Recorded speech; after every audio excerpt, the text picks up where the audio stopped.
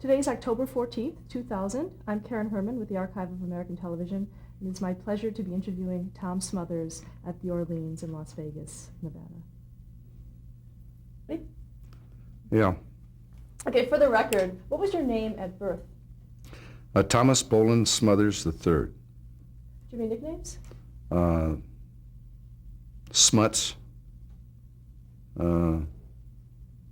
Mostly Tom or Tommy, but in junior high school they called me Smuts. Short for Smothers. My father was called Smo. That was his nickname, short for Smothers. When were you born? 1937. What was the date? February 2nd, 1937. Where were you born? New York City. Is that where you grew up? No, we were, my brother and I were born in Governor's Island, Fort Jay, which is was an Army hospital back in 37. My dad was a West Point graduate, class of 29, and we were both born in the Army hospital. He was in 38. What was your father's name? Thomas Boland Smothers, Jr. Was he a career? Career West Point graduate from North Carolina, and went to West Point and married my mother in Ruth Remick in somewhere in the 30s, and he was deceased. He was killed in Bataan. Bataan went to Bataan Death March, Corregidor, and died in 45. Never made it back from the Philippines. And so what did you do? Did your mom support you? My brother and I were in the Philippines and were evacuated just before World War II, 1941, before Pearl Harbor. We were with him in the Philippines, and my mother and my brother, and my mother was pregnant. We were evacuated to California, where we lived with our grandparents. And so we were raised in Southern California by my mother's parents, my grandparents, my mother's side. Was your mother with you? Yeah. Did you have any other siblings? Tom, Dick, Sherry, and Michelle. What kind of hobbies did you have growing up? I was a gymnast and track and football as a sports, and my hobbies were basically music, playing in a band, playing guitar. I picked it up around 9 or 10 years old, and had groups in high school, and we had choral groups and also dance band things that we did. What attracted you to the guitar? I don't know. Seemed like a good instrument. Didn't have to smaller than a piano. I wanted to play piano, but never got the lesson, so I picked it up later. And my mother got me a guitar, and that's when I started playing music. Did you take lessons?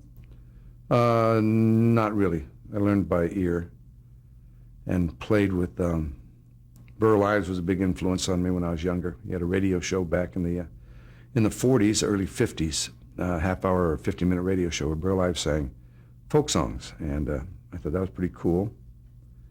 And then around 15 years old, I saw a comedian who made quite an impression in the 50s, 60s with George Gobel. And George Gobel I saw when I was 15. I thought, I'd like to do that. He had a guitar. Saw him on Ed Sullivan. He did a routine that I thought was just hilarious about losing a bowling ball. And I remember he didn't use jokes. He used timing. It was kind of strange, interesting thing. I said, that's pretty cool. And in high school, I did MC work. I was funny. I was funny from the time that I became conscious of,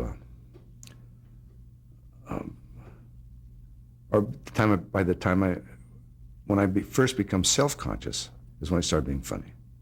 That's the way I put it. So how old do you think you were at that time? 12, 13, around that time when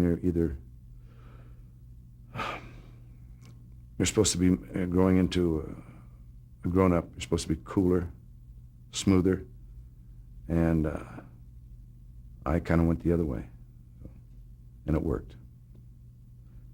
Were you very public about it? Did you, in school? Well, I was a major dyslexic, which I did not know until I was in my 30s, but I was the dumb kid in school, was the slowest reader, all that kind of stuff. So I embraced the character of the victim or the slow-witted one. And outside the classroom, I was kind of the leader, arbitrator, athlete. And in the schoolroom, I was the last one chosen, a spelling bee. So when I was late, I would enter the front room, the front door of the schoolroom. Instead of going in the back, I would apologize profusely to the class and to the teacher for my tardiness. And the class would be in hysterics, and the teacher would drag me out by the ear to the principal's office. So I knew it was kind of funny. I knew there was something, it was kind of funny, it was amusing. I never thought it would be a professional until I saw George Goldman. I said, hey, that's a pretty good idea. Is that really the only thing you ever wanted to be when you grew up? Or? A band leader first, and then I thought I'd like to grow up to give monologues. I didn't know what a comedian was at the time. I thought it was a possibility because I knew it was not going to be a scholastic genius. That was not in the cards for me. I didn't know why I was I just thought it was just kind of slow. And this was my way of coping. And I'm sure many comedians have that same, had to cope with something. My brother believes that comedians are all a little twisted. They're struggling with some kind of problem, and being on stage and getting laughs is immediate gratification and validates you. So that's my psychological profile of what a comedian is. Now, when you were doing some of those MC things, how did you get those? A kid would be, a friend would be running for a class office, and he'd ask me to nominate him. And so I would get up very straight-faced and nominate. People would laugh. I first recognized this as a potential when being 13, 14, 15, people would be asked in class to give a book report, and they'd get up and they'd start giggling and looking at their friends. And I said, geez, if I have to get up there, I'm not going to do that ever. So I'd get up and look everybody in the eye and very straight-faced tell them what I was going to say. Most of the time I would make up book reports. And there was some innate timing that I had. It stood me in good stead for a long time. But I kind of recognized it. And in front of the Rotary Club or something, I would be asked to do something, and I'd get up and people would laugh. Never knew what it was, but it worked. When did you start bringing your guitar on stage? I had my guitar with me most of the time in high school because I played in the groups, but when I'd stand up, I'd stand by myself and give these speeches. I just combined the two. When we started singing folk songs, I'd make up introductions to the songs and people would laugh. And then pretty soon my brother would say something like, that's wrong. I'd encourage him to speak. Or you introduce a song. And he said, I don't know what to say. I said, write something. So we'd introduce a song now and then. Mostly it was correcting me until the point became that we were equal amount of speaking parts on stage. He'd say, first off, he said, you're wrong. Then he'd say, you're wrong and you're stupid. You never do anything right. That's the dumbest thing I've ever heard. Until they became speeches and we would have conversations. And it evolved over a lot of years. It took about a year to make it a comedy team. It was mostly me. And pretty soon his pragmatism worked, and it became a working conversation of disagreement, which was based in part of genuine disagreement that we've had since we could talk to each other, which is frequent things that siblings have. And so we put it onto stage, and it worked. Dickie was a reluctant participant. When did you start performing with him? We started, my brother and I, in the trios and quartets we had in high school, we started when we were sophomores and juniors in high school, which had been 1952, 53, 54. We started singing quartets and trios a little bit, and I would be the front and do the introductions and stuff. I felt fairly confident in front of people.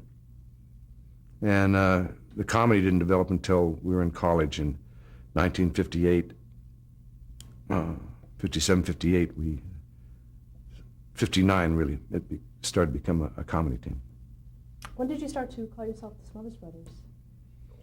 Uh, midway through the first year of our professional career, which was at Purple Onion in San Francisco in 1959, our first group, we were called ourselves the casual quartet. There was four of us, and a couple other names I can't remember. The Smothers Brothers we reluctantly called ourselves the Smothers Brothers because it just was too good. It looked like it was a setup. So when we were a trio in San Francisco in 1959, in April, we had a third member, and we called ourselves the Smothers Brothers and God. And it was billed GAWD. And we thought that was very funny. Our young men of melody, we'd be introduced as the Smothers Brothers and God. God, which is named Bobby Blackmore, lasted about 9 months. And that was maybe only 6 months, 9 months. And it was a little difficult for a third member to put up with the two brothers, which were always arguing. So there was and that gave us the experience of that 9 months of professional. He was a pretty good singer. He sang the leads, my brother and I sang harmonies to him. And once he left, we started as a duet, and we were good enough to sing our leads by ourselves, but gave us confidence to go on. We gave ourselves 6 months to make it, or we were going to go back to San Jose State and finish our education. And the 6 months has gone on to, at this point in time, around 42 years. Do you have any idea that? No idea. No idea. At that point, there were so many times we just about broke up, or arguments. I figured I was going to try to be a stand-up or a single comedian. But the Kingston Trio were happening at that time. Folk music was a big thing, so we started singing folk music. And it lent itself to stories. It was fairly easy. The guitar and I taught my brother bass. He was just standing there singing, so the club owner said, "He's just standing there singing. Why don't you get him a bass?" So he got a bass, and taught him basic notes on it. And that's where that started. And then pretty soon it's a nice prop. It's a very visual act. Guitar and bass and two guys singing a few songs and arguing. So that's the essence. It's nothing spectacular, but it was kind of original. I want to ask you, when was the first time you saw television? First time I saw television? 1947? 1946, I was probably 10. And one of our neighbors had a television set, and everything was black and white. Whoever had the television set, the 3 or 4 people on the block, you'd go down to their house and look at it. There was wrestling. There was Kukla, Fran, and Ollie, and a few things. And that's the first time I saw television. Then Harry Owens, Royal Hawaiians, and can't remember all the shows. It was very exciting. We were used to watching radio, and which was very neat. A whole family sitting around watching the cover of the radio and listening. Great imagination. And then television came, and our first professional job was in high school. A friend of ours got us on Rocket to Stardom. Bob Yackel, a Oldsmobile dealer in Los Angeles, in his showroom, had this amateur contest. And we went down, and I guess it was shown late at night. And we took second. And we were a quartet at that time in high school. And we took second to a kid who, as I recall it, played marimba and tap danced or something. And the judging was based on commercial potential of what would be successful. But that was our first memory of doing anything in a in that big of a venue. The first television, and I know it's not there because they had no tape then. Everything was live. And that was in 1954, I believe. Did you see your future in television? No. I didn't see my future as it unfolded. I never saw it as it turned out. I never anticipated or could imagine that that my brother and I would have been that successful, doing what we do. Had no idea.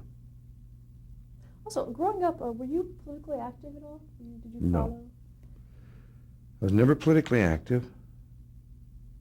Raised in the 50s as a teenager.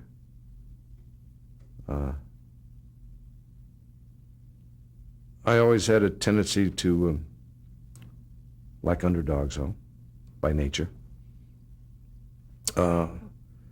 As someone who was sometimes ridiculed for being a little slower in school, I championed other kids that were underdogs who had a tendency I would stand up for. That was the nature. I look back in hindsight and I could see that maybe this was a DNA thing, that I was inclined to tend towards alternative thinking. Do you think throughout your career, because you've always played that kind of a character, in a sense, in the act of being the slow one and such, have professionally, do you think people saw you as that, or were they able to say, okay, this is the act? Now they see it, but I'm still kind of a little benchmark for being the slow one.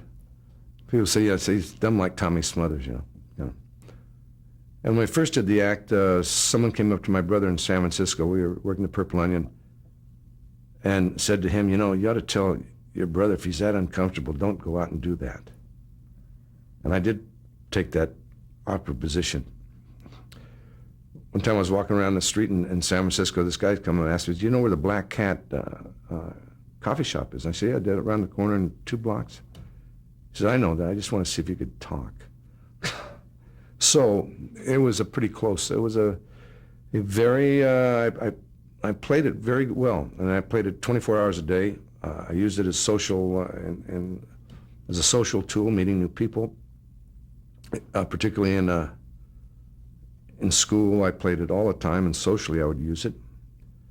And for probably the first 5 years, when I ever do an interview, I mean, I'm in that character. It was just about all the time. Of course, later on, I realized I could put this in a special room without having to be on all the time, which there's many comedians who have played that part, have stayed very comfortable in that character, and as they learn their craft and their skills, sometimes they can step out of it and have the comfort of not having to be in character all the time. As you've gotten older, have you had to tweak the character a bit? Oh yeah, I didn't have to. It comes with the territory. As you get older, you become more sophisticated, more life experiences, and both Dick and I are aware of that. So our conversations now as the Smothers Brothers are, since we're still working now, is the Smothers Brothers grown up. Unlike Jerry Lewis, who kept that character just kind of like locked in that thing in an antique case, and it's very difficult to do that. We remember George Burns in his book saying always do age-appropriate material. And it just verified what we were doing naturally. It's very hard to act like a child or for us to argue about who Mom liked best at in our 60s. People say, well, that doesn't seem like a genuine disagreement. Or it shouldn't be a discussion at that age. So we introduce ourselves off stage. We say, welcome to the stage, Mom's favorite son and the other one. And that's about the extent of our discussion about our mother. How important is it to continue working? It's, I'm not sure at this point in time. I don't know how important it is to her. I know that it's, when I don't work for a length of time, I do get antsy. I might be addicted to it. I don't know of any comedians who retire. They always seem to want to look at Henny Youngman and Bob Hope and George Burns, who perform right up to the end of their careers. And there's kind of a need for that, but I don't, intellectually, I would prefer maybe to wrap it up in a year or so, but we decided, both Dick and I decided we will end it when people stop showing up or we're not having fun doing it, one or the other. But I'll probably always get in front of crowds and do MC work or something like that, because there's a great feeling of accomplishment to move things along and be kind of a leader, which is what you do when you're standing up, running the show of the auction or whatever it might be. So I don't know how long we're going to go. But so far, they're showing up, and it's still fun. What other things do you do right now? I have a family. I have a young family, and I enjoy golf. So, and I have a small winery, and vineyard. So that's basically what I do. And I have I have a 4-year-old and a 7-year-old. So that takes a lot of time. And the balance of I enjoy being on stage. It's one of the better times of the day for me. And being with my children, my wife is probably the best time. The worst times are traveling in planes and getting to places. And it's been an extremely interesting career. From the time we started professionally in 1959 to 1969, we were 20. I was 21. My brother's 20 when we started working, and we were stars, quote, by the time we were 23. And we're doing television at 24, 25, and we had 10 years without an interruption of just constantly doing something, the skills just beyond our reach, or just by our fingertips could we do these things.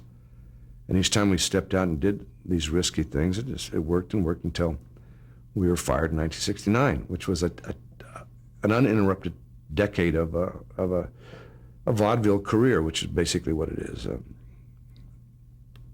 And I think the only exclamation on that was that the 60s were so divisive and confrontational. And we would have a show at that time, and it was pretty interesting. I always say we were at the scene of the accident, and we were on stage and with our own show. And so what a great opportunity, a great moment for anybody that wanted to reflect those times. So, and then it ended abruptly. I said we were in 1980 when we started working. The guy said we had a great career. It's our 20th year in show business. We only had one bad decade. that was the 70s. It was very difficult for us.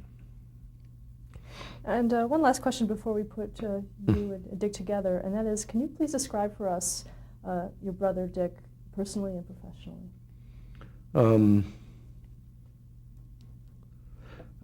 My brother and I are the antithesis of each other.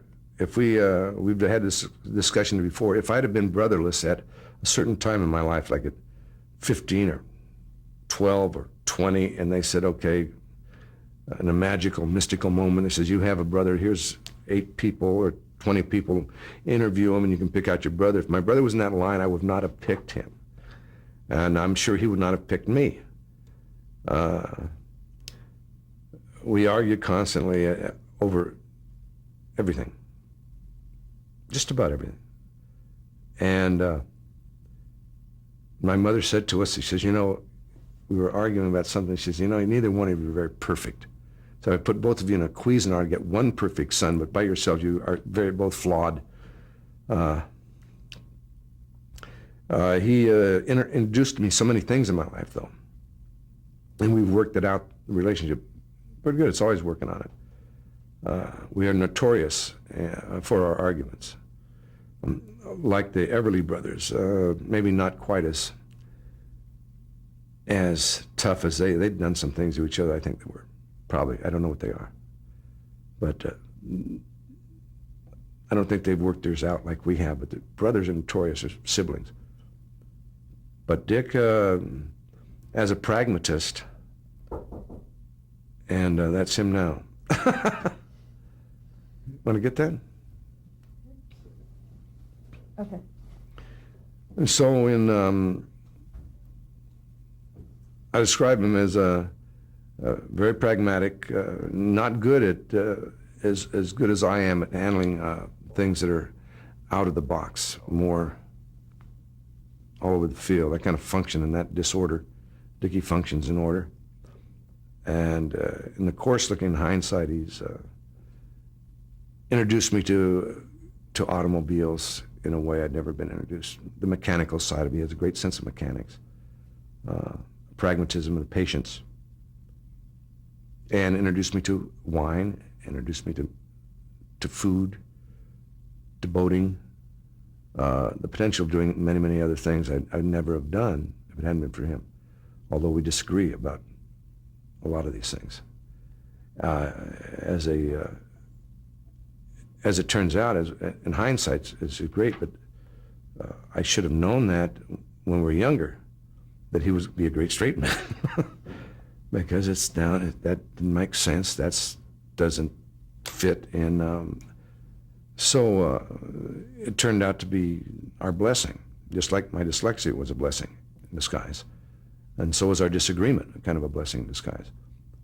So even though he's a pragmatist, my brother does have a lack of sense of judgment sometimes. It's amazing because it's a contradiction of the pragmatic look at it, all the possibilities. And otherwise, this is a total disagreement that became an act. And our agreements, now we know what they are. And what we respect in each other, we know what they are too. And Dick, as a person, could never, when he wanted something, he did not have a sense of delayed gratification. If he wanted it now, and he would get whatever. He was a great, ferocious appetite for life. He had a plane, he had a boat, had a race car, and he got these things before he learned to race, to boat, and to fly, which is kind of backwards, but that's the way he did it. And what he did is he learned to fly, but he wanted a plane, a boat, car. So that's pretty interesting. So when he goes, he can never say, I missed, there's nothing in life I did miss tasting or flying or hearing. And I envy that, that kind of a joy. Okay, well, thank you very much. But every day is a good day. Today is October 14th in the year 2000. I'm Karen Herman with the Archive of American Television. It is my pleasure to be interviewing Dick Smothers at the Orleans in Las Vegas, Nevada. Mm-hmm. Okay, for the record, what was your name at birth? My name at birth, Richard Remick Smothers. Born November 20th, 1938, at Governor's Island. That's at the foot, it was an Army base, at the foot of Manhattan, New York City. Did you have any nicknames when you were growing up? Little Smo, or Little Smuts. Tommy was called Smuts for a while. Our father, Tommy probably mentioned, was West Point graduate, class of 29, and his nickname was Smo, S-M-O. And for some reason, I don't know, when we were growing up in Altadena, California in the 40s, they started calling Tommy Smuts, so I'm Little Smuts. And then Mom had a younger brother named Richard Remick, and they named me Richard Remick Smothers. And he was Big Dick, and I was Little Dick, which came into Little Dickie Smothers, and that's why Tommy called me Little Dickie Smothers. You know, you have to be strong. It's not as bad as a boy named Sue, but Little Dickie is something that makes you strong, or defeats you. I have a son he's Electric Dick is his name now with a rock and roll group, and he told me when he was before puberty, he says, "Call me Rich, Dad. call me Rich. I said, why? Your name's Dick. He says, I know, but you know what a Dick is? I said, yes. I'll call you Rich. So 5 years later, he had Electric Dick tattooed on his arm. So people change. But it's as far our heritage. There's no more Richards in the family line, though. That was the last Dick. Can you talk a little bit about your family life growing up? It's hard to remember lots. It's sort of like a stone skipping through. You toss a stone across a pond, and for some reason it lands wherever it lands, and every time I try to remember, the stone lands in different places. First conscious thing I remember was living. I remember living in Tahunga, California. It was during World War II, probably somewhere around 1942, maybe. Mom was working at Lockheed. We're living with Grandma and Grandpa. In fact, McCall's magazine, May of '42, had a feature on Mom, and a working mother whose husband was overseas. He was a POW. Fall of Bataan, a Corregidor in Bataan, and it gave her budget, how she lived. It's so sweet, you know. She's making like $30 a week or whatever it was back then, and I remember getting glasses. I wore glasses very early, and they were unbreakable, and I went out and broke them real quick, and I showed my mom, and I was so proud because I broke them, and she was wrong. They're breakable. And then I remember World War II tricycle running over a broom, and I broke the fork. Now that was disastrous. I remember Tommy and I always wandering, and Grandpa tying us to a tree. Now I remember us being tied like the Indians would tie you against a tree, but I hear we were tethered. So that early recollection was first with when Mom was working and living with Grandma and Grandpa. I always remember Tommy and me together, and I don't remember much interaction with my little sister, Sherry. So it was really Tom, Dick, and it was Tom, Dick, and Sharon. Her name was Sharon. She changed to Sherry. But we sort of hung out together. And when we moved to Altadena, that was a really good time. That was the time when we started school. It was next to Christmas Tree Lane, which is a very famous street in Southern California. And there's so many diversions today. It's hard to believe that people would drive from hundreds of miles to go down one street that had all these fir trees covered with Christmas tree lights. And we lived with 1 block from that, so that was very exciting every year. And we had little gangs or clubs, because there's no television. You know, there wasn't no computer games. And Tommy was generally the leader. There must have been 10 or 15 kids in the few block area. We'd dye capes. Mom would dye the old sheets, and we'd cut them into capes, and we'd have wooden swords, and we'd be running through the orchards of lemon groves and oranges and stuff, and just raising hell and having a great time. So, and the fun thing was, it was Altadena goes right up to the foot of the mountains by Mount Wilson, Southern California, and the streets had quite a bit of slope, and we would have roller skates, the old metal ones that you put your shoes on, and when they wore out, we would get 2x4s and little orange crates and nail scooters and coasters, and we go flying down these hills with ropes and things, and dragging our World War II shoes to drive our parents crazy as brakes, and we generally end up crashing. But you know, we did the things that you think of Andy Hardy doing, and are almost like Tom Sawyer. They were just simple, and it was safe. It was a real safe time, but there's great security. The biggest time in the school, grammar school, would be maybe the Halloween carnival that we'd all dress up silly and go to. And it was just, it's like another world. Really good. And didn't notice being without a father, because when we left the Philippines and evacuated there in 1941 in May, I was probably not quite 2, so I had no really recollection of having the father figure there. There was always family, though. It was just pretty terrific. Was there a lot of humor in your household? I don't remember humor. But I don't remember lack of humor. It was what it was. You know, we didn't really have too much interaction with adults. Mom, kids were, you know, to be seen and not heard, and the adults did their thing. The kids went out and played, you know, and that was just. I felt no lack of love or no lack of humor. You know, kids have their own humor. I do remember things that we did. We had a 2-story house, and Tommy had always, not always, but occasionally would run away. He was a really, he had a lot of spirit. He'd run away, and he'd maybe sometimes crawl out of a window and disappear. Second floor, and he'd be hiding on the roof. Or one time he went out and told the neighbors that his mother had passed away. And Mom found that out when they came to offer condolences. We would entertain ourselves by, say we had these box springs, we'd tile mattresses on top of mattresses, drag them into a closet, and have forts and tents and things like that. And the backyard was big, fairly big, and we had barbecues once in a while, and the kids would come over and play badminton and just little things. But it was fun. I don't remember having any trauma. I did fall out of the car in 1942. It was a 32 Packard. Our grandma and grandpa lived about 10 miles away, and on weekends Mom would drive us over there, and we'd have Sunday dinners. And for one reason, she let me get in the back seat with Tommy, and they had suicide doors front to back. And as soon as I got back there, I opened the door. I don't know why I did it. I remember doing it. And I went flying like a little frisbee and landed on my head and broke my ear. I still don't hear out of that ear. And bounced and ran after the car. And that was neat. I got to go to a hospital, and they had glass straws, and I had all this attention. It smelled funny. You know, kids have this great smell. And they'd walk around, and I remember the nurse screamed. I had a fractured skull and all that stuff.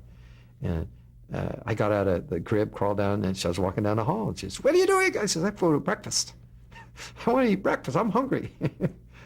You know, little traumas. Tommy once had the ambulance come. He had pneumonia, and that was great because there was a big siren, and it was all special. The little joys. Orville was my mom's second husband, and a big deal would be piling us in his 41 Pontiac, going to an ice cream store and getting a cone, and then going for a drive. There was just so much to do. It just felt natural. The schools were, the Altadena Grammar School was so clean. It was a beautiful old building and marble floors, and they had drama there, which we got to do a little drama. And I don't remember ever standing out or being anything special, but I was just right.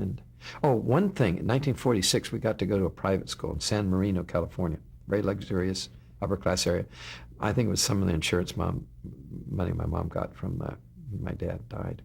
But she put us in military school, and it was a boarding school. And I got to second grader, and we lived in a big dormitory, and you made your bed just like the Army, and you had your uniforms, and you rode horses, which were ponies, and shot guns and marched and did all that neat stuff, and that was cool. And that lasted 1 year. And so I really enjoyed school. It was, and I felt I just felt natural and comfortable. What did you want to be when you grew up? I had never thought that far. Never. That age. That age, I had no idea. It didn't even enter my mind. That, why? You're going to play. Go and play. You're learning to spell and read. Come on, those are big deals. And the numbers, you have to learn all those numbers, and they have to add up. That's what I wanted to be. I wanted to get a good grade. No, it didn't enter. I didn't even think of adults. My idea of an adult is someone who is older and bigger and had no fun. That's about it. What about music? Was that something important in your early life? There was an element of that. Mom sang when we drive over to Grandma. We always sang "You Are My Sunshine" or that kind of stuff, and that's about it. And Tommy.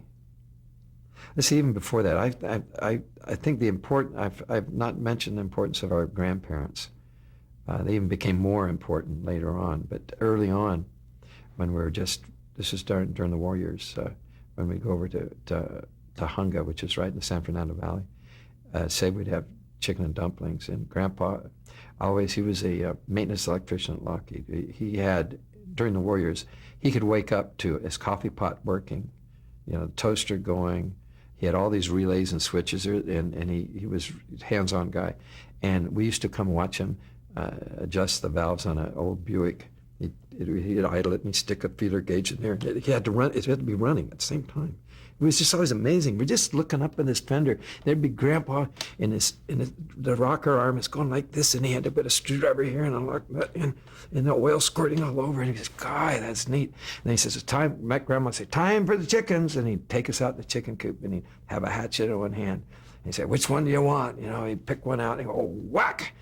And the chicken would fly around, and we'd all, kids are sort of bloody anyway. They say, "Oh, it's dead. It doesn't even know it." You know, we'd jump, get all excited, and then Grandma would take it, and she'd dip it in boiling water and pluck it and clean it and cook it and make the dumplings. It was a big deal. Now today, you go out to a fast food, you just go to a restaurant, people have designer kitchens. It's like an ego thing. And they don't cook in them. Here's a microwave, and they got all this Viking ranges and all this stuff. But back then, that was a center. And it was a big deal. You didn't even go to the Safeway and cook the chicken. You grew it. We looked for eggs and all that kind of stuff. So Grandma and Grandpa were really real important. And maybe he took the place of Dad as a meal. Dependable always, and they were always there to, it wouldn't be their first choice, but they're always there to take care of us when Mom couldn't, and things like that.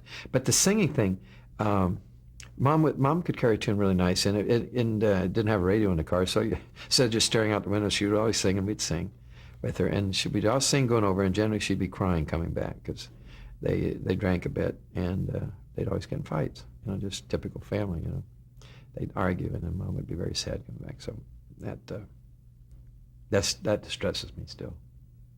That part I can still cry about it, but as a child, you didn't participate in that level of the emotions. You're so egocentric that, you say, "Oh, Mom's crying again." You just block it out. Mom got, I'd say Mom did her best to be a great mom. And she just wasn't really super good at it. She was, it's hard to be objective, but probably she's better than most. But it's not a comparative thing. It's how is she to you?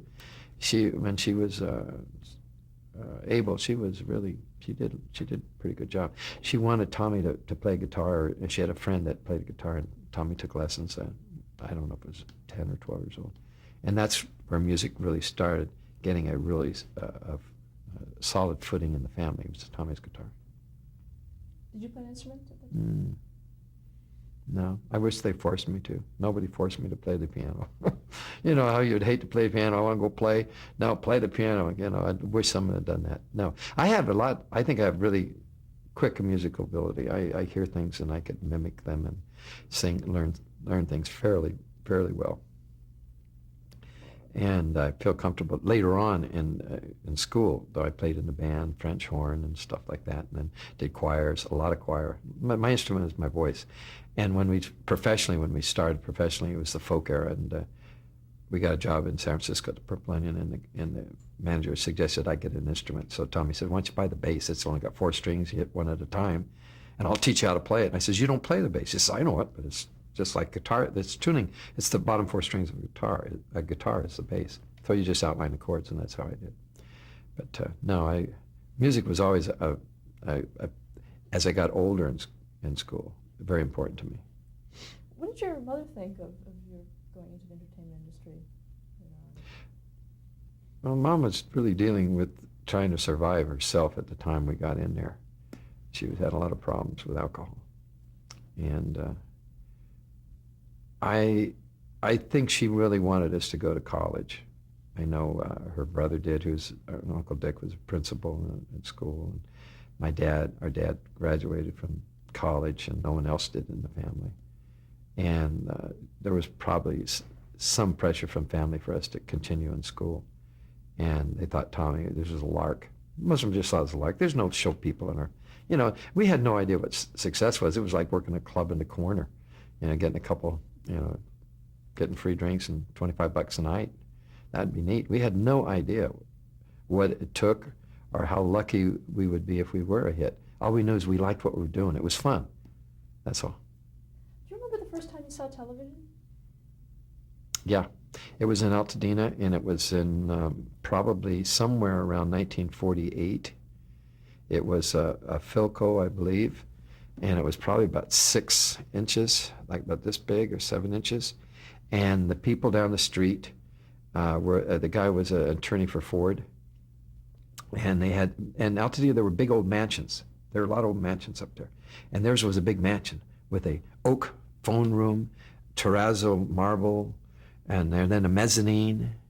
And you went up this mezzanine, there was like 12 chairs, like these, all lined up on this thing. And then against the wall, this tiny little TV.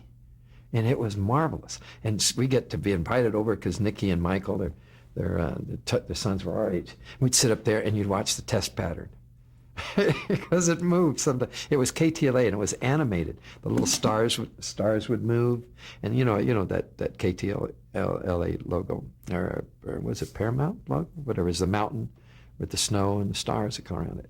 And Stan Freberg, my favorite show was Time for Beanie, and then early on there was Handy Hints, little 15-minute shows. Yeah, I guess I really got hooked on it. I could suspend hours. It's non-productive, but television's got me very early. Did you think you had a future in television? No. I didn't even think of show business. The second nightclub I'd ever been in, the first one was Senior Prom, Redondo High School, class of 1957, Redondo Union High School, Southern California. We went to the Crescendo nightclub, which is a big club in Hollywood at that time. That's Senior Prom. That's it. Next time I'm in a nightclub, I'm working in one. And I said, oh, this is what they are. It didn't enter my mind. I was going to be a teacher at that time. I was a math major and then an education major. And I thought teaching would follow my uncle's footsteps. I like to teach. So we were just doing this singing thing when I went up to San Jose State. See, after high school, I graduated at 57. Then I went in the Army, and it was the reserve thing. I went for 6 months active duty, and then 2.5 years reserve. And Tommy went right into college after just a brief time working. And then I went up to San Jose, and then he wanted him to sing some more. So we had little trios, and he said we could sing for sororities and school functions. And that's all I thought it was going to be. And when we sang, it was as a group. It was the trio at least, and there wasn't humor in there. I had no idea Tommy had that comedic ability. He didn't go around showing it, in the house or in grammar school. High school, he wrote some very good. He started to come out a little bit. He wrote some good nomination speeches that would get laughs, and he gave me one, and I did the same when I got the laughs too. And that's about it. But it's like I think every group has the clown. Any gang, girls. There's funny ones and there's serious ones, and you guys sort of get together and they sort of symbiotically have a great relationship. And everybody knows funny people. They just didn't choose to try show business. Maybe a doctor, or attorney, or whatever. Can you describe Tom personally and professionally for us? Those are two different things. Very, very different. That's an hour. I'll try to. Tom, in what way? Clarify it, because there's so many ways I could go. Just your general, if someone said, sort of the first words that came into your mind about Tom's. I think it is. He has awful lot of integrity and passion about beliefs. That's foremost, and I think that comes down to character. Now, you could have those really strong beliefs that are good and right, but it doesn't transfer that you are right and good in all areas of your personality. He's flawed, just like I am, and just like everybody else is. But the thing that is important is his passion and right. He exhibited that when we fought CBS. They were wrong to try to throttle us and restrict us. And he would fight for underdogs. That's what he liked. I remember he came out for McGovern in the presidential campaign, but only after he was sure McGovern wouldn't win. I think that's a little bit of it, But he if there's somebody getting picked on, Tommy would be in there to protect him. And that is really a core value that is important. A lot of people, and when things go poorly, that's when character, it's easy to be good when it's fine. Everything's going fine. But when things weren't going fine, Tommy just dug in and fought harder for his beliefs. And sometimes that's not practical. I think in some ways he's impractical that way. And in his personal life, also in the professional life, he's a perfectionist. And a perfectionist is only, to me, a perfectionist is someone who sees it only his way. There's no such thing as perfection. Jerry Lewis had that problem. I remember he did a show where he had to write it, almost write it, direct it, light it, produce it, do everything. And what do? You get something that doesn't have the genesis of many creative minds coming from different directions to make it great. But also, the other point is committee decisions are to the lowest level of the committee. The unique individuals can excel. But when you're working with, say, 100 or 200 people in a show, there's more than one idea of perfection. And in comedy, when I work with Tommy, he has a tendency to see things.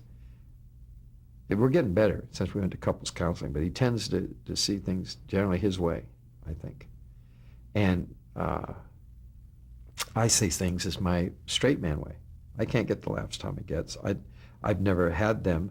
I get them in the show, but if, like when I do supposedly motivational speeches, I go out and talk to people and show them tape and tell them about our life. And I'll get some laughs there, but I'm not presented as a comedian. And I see things very strongly my way in the act. And we are now, after 42 years, working with a lot more compromises.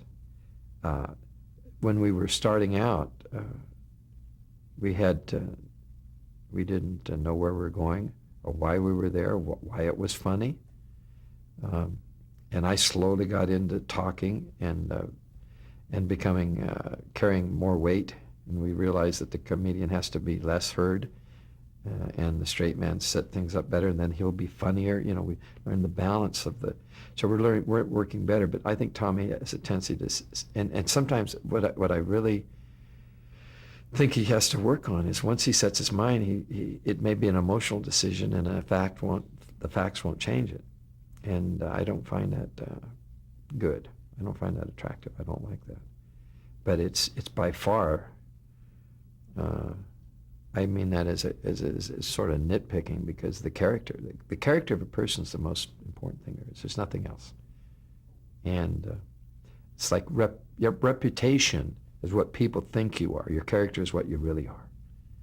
And there are people that had their reputation soiled who have really fine characters. And sometimes your reputation's out of your hands. But Tommy's core self is very admirable. And then he has these wonderful little defects that makes him a personality.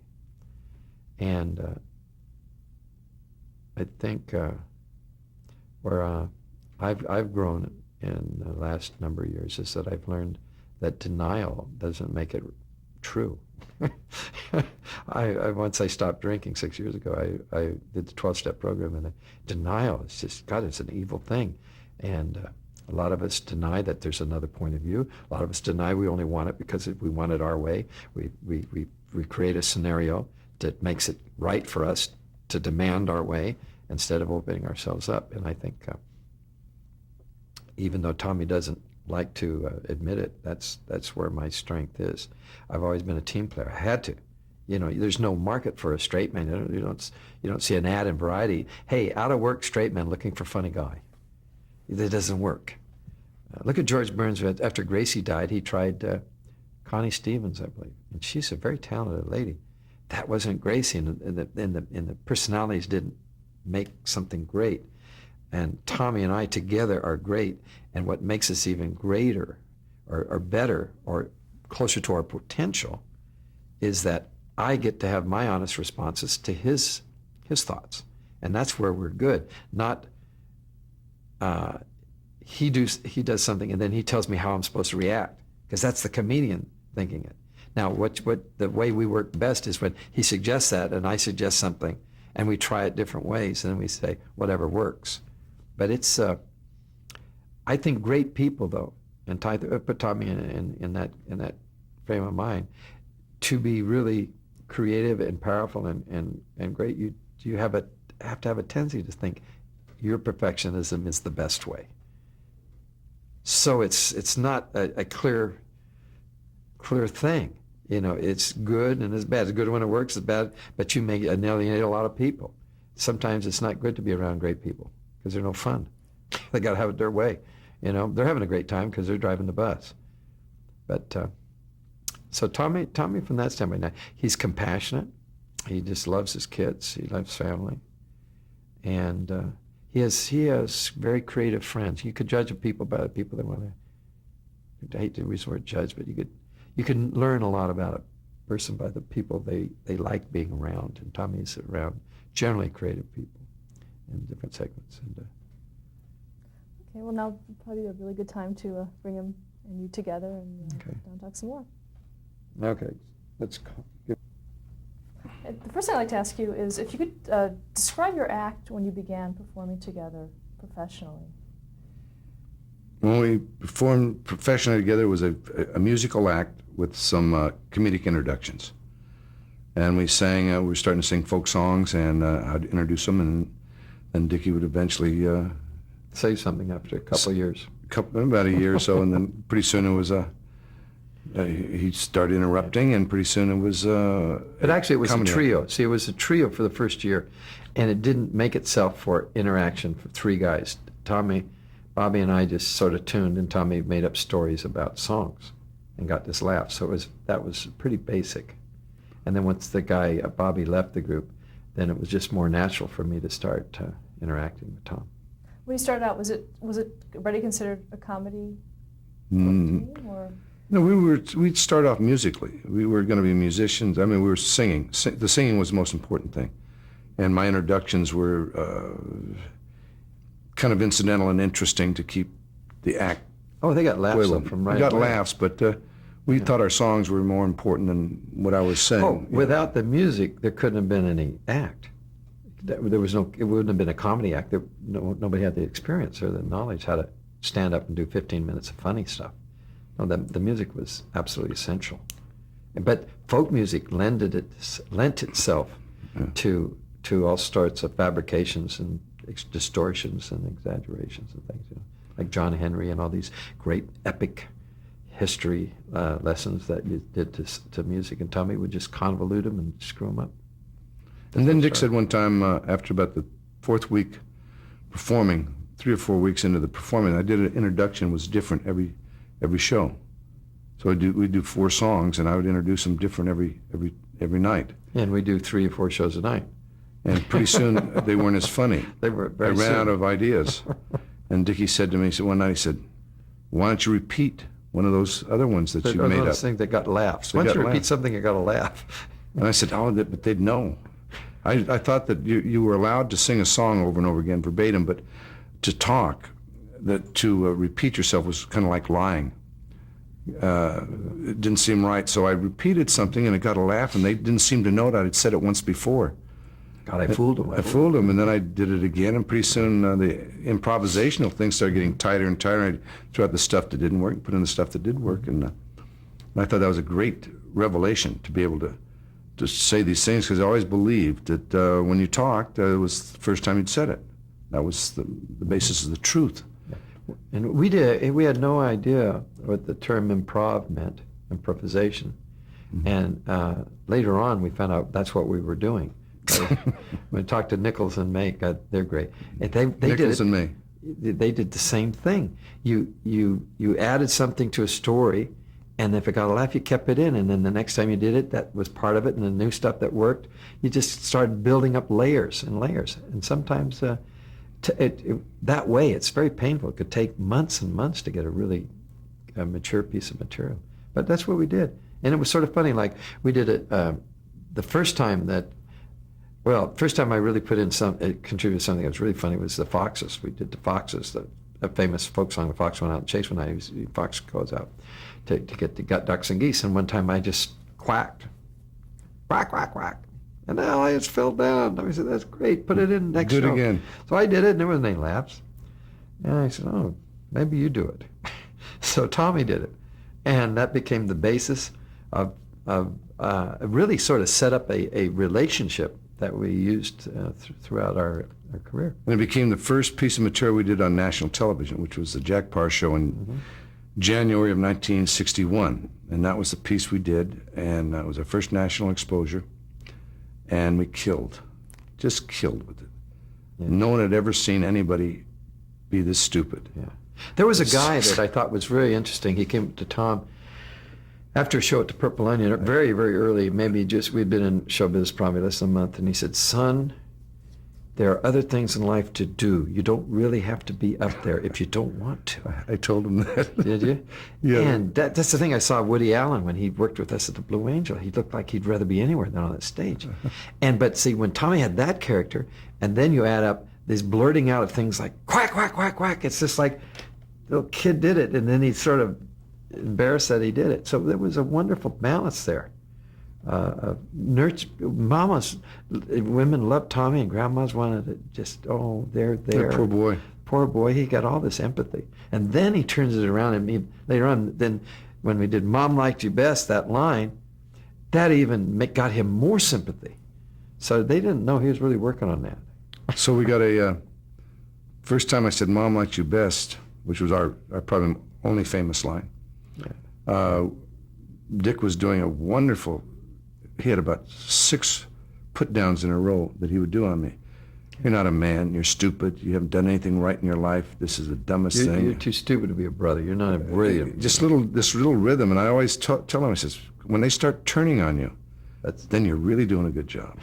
And I get booed once in a while. It's just terrible. And so he finished up this litany, and he finished up, and you'll never amount to anything. And I looked at him, and I said, oh, yeah, well, Mom always liked you best. And the people, it was like one more, the final stone, and they fell on the floor. And I still, to this day, there's the Abbott and Costello. Bud Abbott was a wonderful straight man who never got any sympathy whatsoever, and just beat up on Lou Costello all the time, and never had one endearing trait. And when Dickie's at his best, there's no endearing traits. The straight man is just absolutely, it's classic, but he's kind of a cross between, Dick's a cross between Oliver Hardy, Bud Abbott, and a Dean Martin. Because sometimes he can turn to me and say, that's the dumbest thing. I thought it came out of Oliver Hardy's mouth. Other times he can be very, very stern, and it sounds like Bud Abbott. And then he can laugh a little bit like Dean Martin would do with Jerry Lewis. And so it was a really nice combination that he evolved into during our career. Yeah, and one of the things that has made us unique is I don't think we've ever had any conscious direction. We just naturally grew in this way without trying to copy anybody. And we're unique. That's all we are. Jack, did you tell the Jack Parr line? Jack Parr, the first time we've done it, he says, I don't know what you fellows have, but no one's going to steal it. And it's like you could be a great singer, but if the Kiss of Death would be said, boy, she's just as good as Barbra Streisand. Listen to her. But there's Barbra Streisand. There was the Kingston Trio, there's Harry Belafonte, there was the Smothers Brothers. Now, we weren't the only comedy team, but we're uniquely us. And whatever we stumbled upon, that relationship, and the Mom Like You Best things and all that. Family stuff. Yeah. Family stuff. But that's not enough to make you a hit. It has to be the genius of the comic and the relationship between the two. And somehow that just fit. And we just happen to have it, And the only thing that makes it good is that people want to see it. It's very subjective. Were there things that you tried that just failed? Oh, more than made it. By far, more than made it. You just block it out. David Carroll did all our albums. He lied about this. He said he was saving all the tape. He called it great moments in comedy. We were trying to do a new album, and all the stuff that didn't get laughs, he'd put on a reel. He said, I'm saving all this stuff that was just terrible. And that would have been a very big reel. Yeah. So when we were young like that, it was very easy to take risks because that's all we had. and we had to do 2 albums a year, comedy albums a year, and so we just barely get one out, and then we'd have to go to a live performance and learn the song, and then ad-lib, pretty much, improv, ad-lib and get the feeling from the audience. And we did that for 7, 8 years, darn near. And Every year. And we were backwards. Our albums were not the best of our comedy bits. They became good after the albums were out, and then Mercury wanted a new album, and then we'd have to make up new stuff, and it would be all the First generation. It's like first draft stuff, and our albums sold. So, oh my gosh! And then we weren't smart enough to record them, all the pieces when they were good. So, but we just sort of grew, and it was a natural thing. And part of the thing, people could see us a lot, and if our show doesn't change a whole lot, they could still enjoy it, like the people that work in the clubs and the theaters, because it's not a written play. It's not word for word. There's a whole lot of different ways to finish our stuff, and it varies. So when the first time we started doing television, we never knew that television was going to be in our future either. No. We thought we're going to be live performers and make albums. When television happened, it just exploded. And we were so young, and it was so different, and it was so spontaneous. The thing that's hard about television, you never knew when you went in front of the audience. We taped our show twice, a dress and an air, and they were from beginning to end, would take roughly an hour and a half, hour and 45 minutes to do a show. You never knew if the material was any good until you were in front of that audience. You just didn't. Where the nightclub show, which we were used to, you honed it and honed it and honed it. It's like, so we had to start relying on technique. We did end up doing about 13, was it 13 Jack Paar shows? Yeah, counting reruns. We probably did 6 in his last 6. Yeah, maybe 6 or 7 in at the end of his career on the Tonight Show. And then we did, were guest spots on all the other, We did 35 national spots that first year. I counted once. And that was all our material, basically. Yeah. So we were pretty hot. And then they gave us a television show, which was Aaron Spelling, 1966. Well, we should mention that Steve Allen. Yeah. Did you mention Steve Allen made us regulars? The same year Tim Conway was there. And after the Jack Paar spots, that into that year, we got to be on every single week. And that was real, real important. Of doing some sketches and some things like that. Yeah, Steve really liked us. And what kind of sketches did you do? Just silly things. With Bill Dana and his family of Steve Allen characters. Tom Poston and Don Knotts, and we would just... Steve was brilliant. Remember this? He had a punchline he always wanted you to get off. It shares pea soup line. It tastes like pea soup. It's foggy as pea soup. Go check on it, Go Tom. check the fog. We're lighthouse keepers. Go check the fog. And I'd come back and I'd be... It's thick as pea soup out there. This slicker on it. I said, thick as pea soup.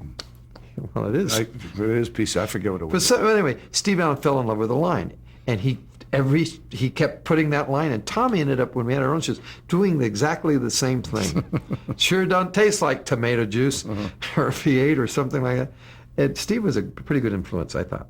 But it's like when you start getting a role with the television and the records start to sell, you have all those things working at the same time. That's what really gives you that emphasis or that big push nationally. And that we had everything going. Live performance, records, and television. In fact, the other day I just looked at the Burke's Law that we did with our first dramatic thing, Aaron Spelling. 1966. What's it, 66? Yeah. And 65. we played a couple of recluses, and it was pretty darn good. And from that, Aaron Spelling exec produced our first sitcom for CBS. So what they did is very supposed. Wait a second. Okay. So what was his name? Bring it up, Danny. Who told us don't ever do a show? Danny Thomas. Danny Thomas came to us when he knew we were going to have a sitcom. He said, "Guys, if you do a sitcom, be sure you do it. Be sure you got an audience, and it's a 3-camera live audience show." And I said, "Oh, man, we were with Aaron Spelling, and it was no audience. Took away the guitar. We've been in the business now 5 years. We weren't actors. They took away our music, our audience, our timing, our guitar, and we did it with one camera, like a little film. And we didn't have the skills for that. And when Danny told us that, he said, "It's too late." Well, but that was the beginning of what came to pass later on. That was important. We went into this sitcom, and we were our own bosses before our first television Tommy experience. fired the producer before we did the first sitcom. So we got this deal, and the name was I knew he Phil was- Sharp. You knew he was. And I a looked at the script. It was written it was too many words for me, and it was dumb, and it was corny, and I said, oh, man. And so we had arguments, and then they brought in Freddie Cordova because we were kind of a hot property, and they wanted to keep the series going. Freddie was classic. But Freddie should have known because he was, he had produced Jack Benny show. I said, well, they underwrite for him, only in He hindsight. did Burns and Allen.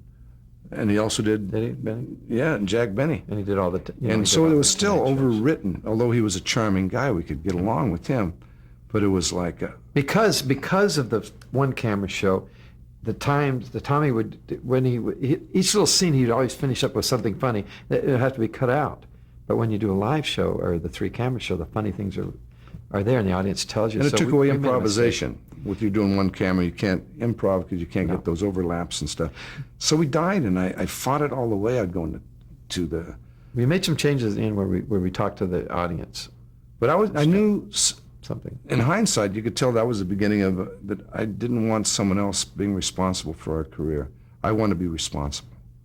I wanted us to fail on our terms, not on fail on someone else's terms. And without that show, the variety show that really made us would not have happened in that way, because we needed that negative experience. Can you describe the premise of the Smothers Brothers sitcom?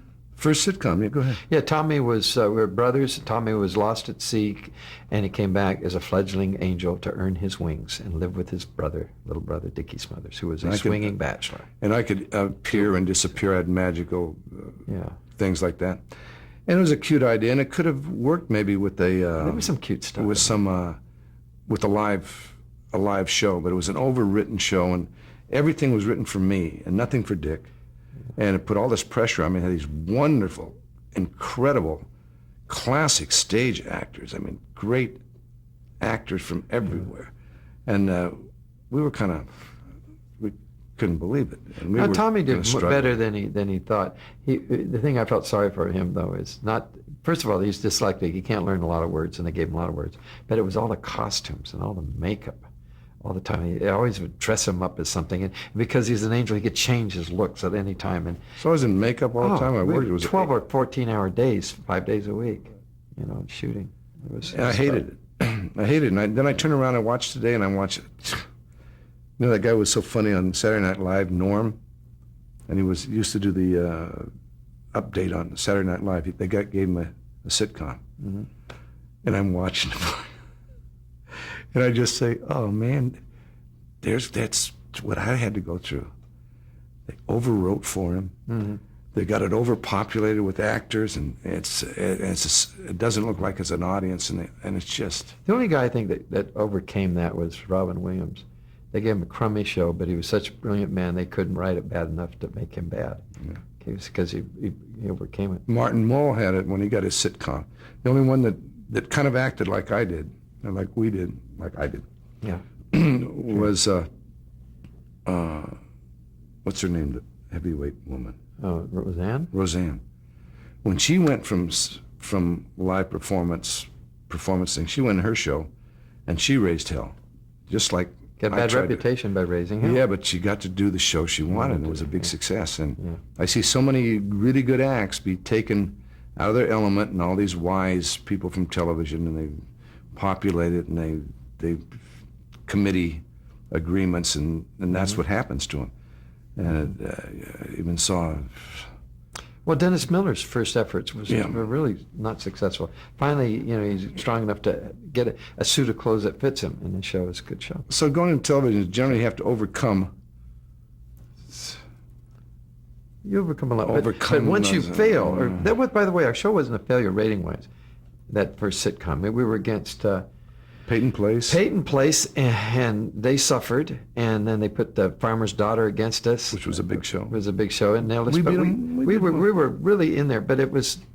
I think the sponsor pulled us, and Red Skelton that year, Britta Culver, just wasn't happy with their sales and stuff. 32 weeks we were on. That's a lot of shows. That's like 2 seasons now.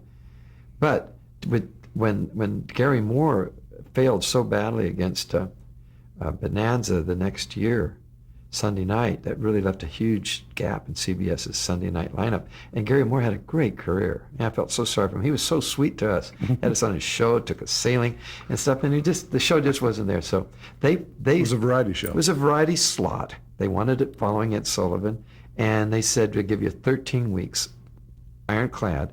And Tommy said, well, we want to have the show be relevant. We want to have it, relate to the times and stuff. And they said, sure, because they figured it was a suicide spot.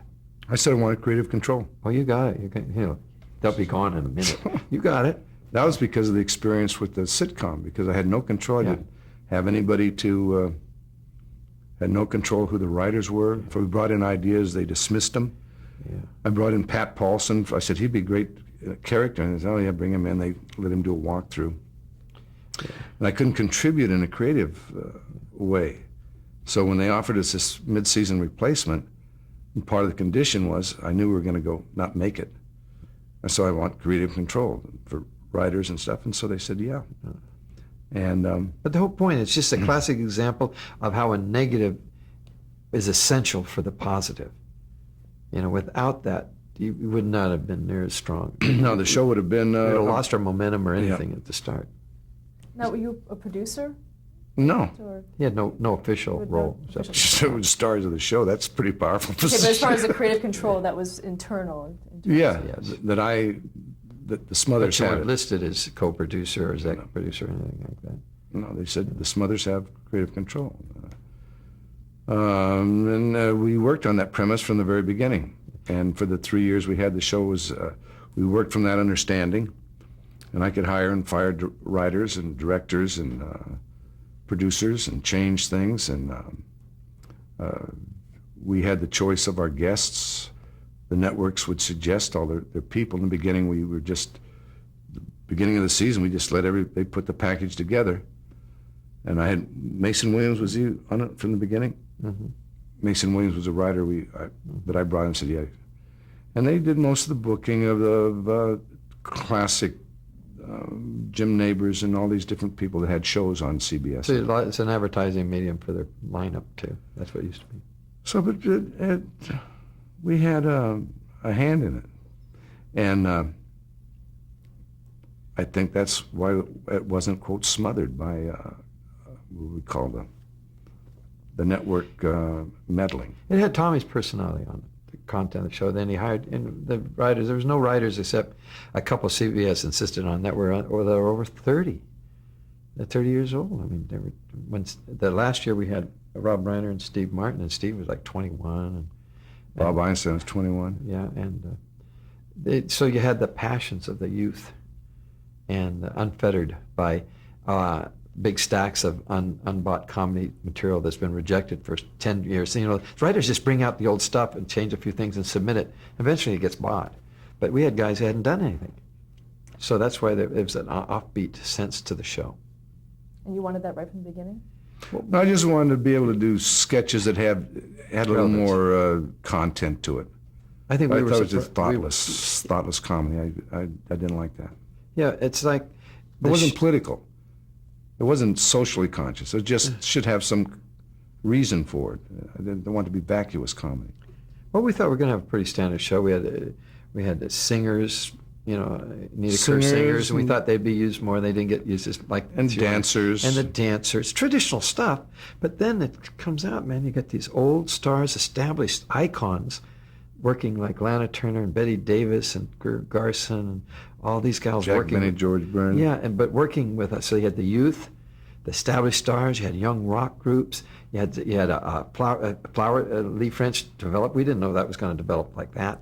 But Perry Lafferty was a good. He was a good executive to work under at that time at CBS. But did you come up with the Pat Paul? Tommy wanted to do editorials because they're so obscenely boring. The vice president in charge of some... Well, this was happening during that time. The local station would have a vice president in charge. It would give an editorial. Public opinion type thing. And we saw this happening on not on network, but on the local stations. And so I said, man, I want to do that.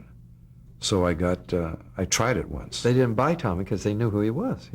So I got Pat Paulson, who was playing the drum and the dancing thing. That's how I got him on a paycheck so he could get paid. And Then I said, you try it. Oh man, it was right in the camera. He had the right face. He was anonymous. Dreadful deadpan. And boom, then we created a star there. But that was like Steve Allen had all these segments, the Man on the Street segment, this segment. You get departments that you don't even know are going to be developed when you start the show. And Pat Paulson's vice president editorial thing just was one of probably the most successful little segment ever. And But some of the old time writers, and Saul and Ernie, our producers, Elson and Chambers, and Lafferty, I think they saw that we could work with the Betty Davises and that sort of thing, and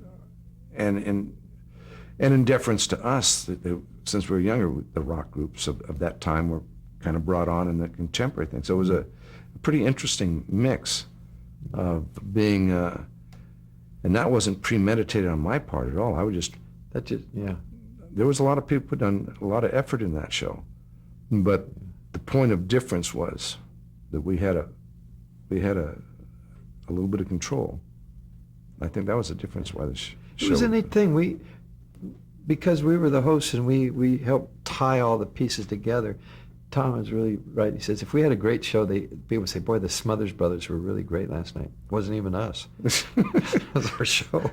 It's like, was it Jerry Seinfeld? He was voted the 4th most popular person on his own show, but he got all the money. Boy, Jerry Fine, he was really funny last night. You get the credit. But he also had the intuitiveness to somehow. Well, Tommy would spend long hours with the writers. He brought them together, but they became greater than their individual parts, and that's when it's magic. I mean, they would send out for beer and sandwiches and stuff, and be there past midnight lots of times, kicking ideas around. They had nowhere to go. Young guys just hang out there. So there was a lot of that probably people wouldn't have any idea. One thing that disappointed me in retrospect, and one minor thing is we didn't know how to work the camera the first shows. We never would look into the lens. We were always off. But the most important thing is Tommy spent too much time in all the different areas and not quite enough time in rehearsal and at working on our pieces. And it's not as bad as you think. He looks at me and says, God, I'm reading again. Well, a lot of times he was, but we could have had better performance for us, I think, if you trusted someone else and they were doing exactly what you wanted and just being an We actor. should have been edited. Yeah. Edited a lot more. Yeah. Creatively edited. Yeah. But it's past work, and we didn't think we'd leave any footprints in the sand of television's history. And my wife's son just graduated from Florida University, and he called up last year and he said, Mom, we're studying your husband. I just thought he did some stuff with his brother, but he's really in this television history, and you don't start out to do that. Part of it was the social consciousness of the show. Can you talk about that? How did that all started? Well, it was not. It was more than that. It was the social consciousness of the country. It was the 60s. It was the 60s. We were not the ones that instigated this. We were reflectors of it. And if we had been in the 50s, it would not have been the case.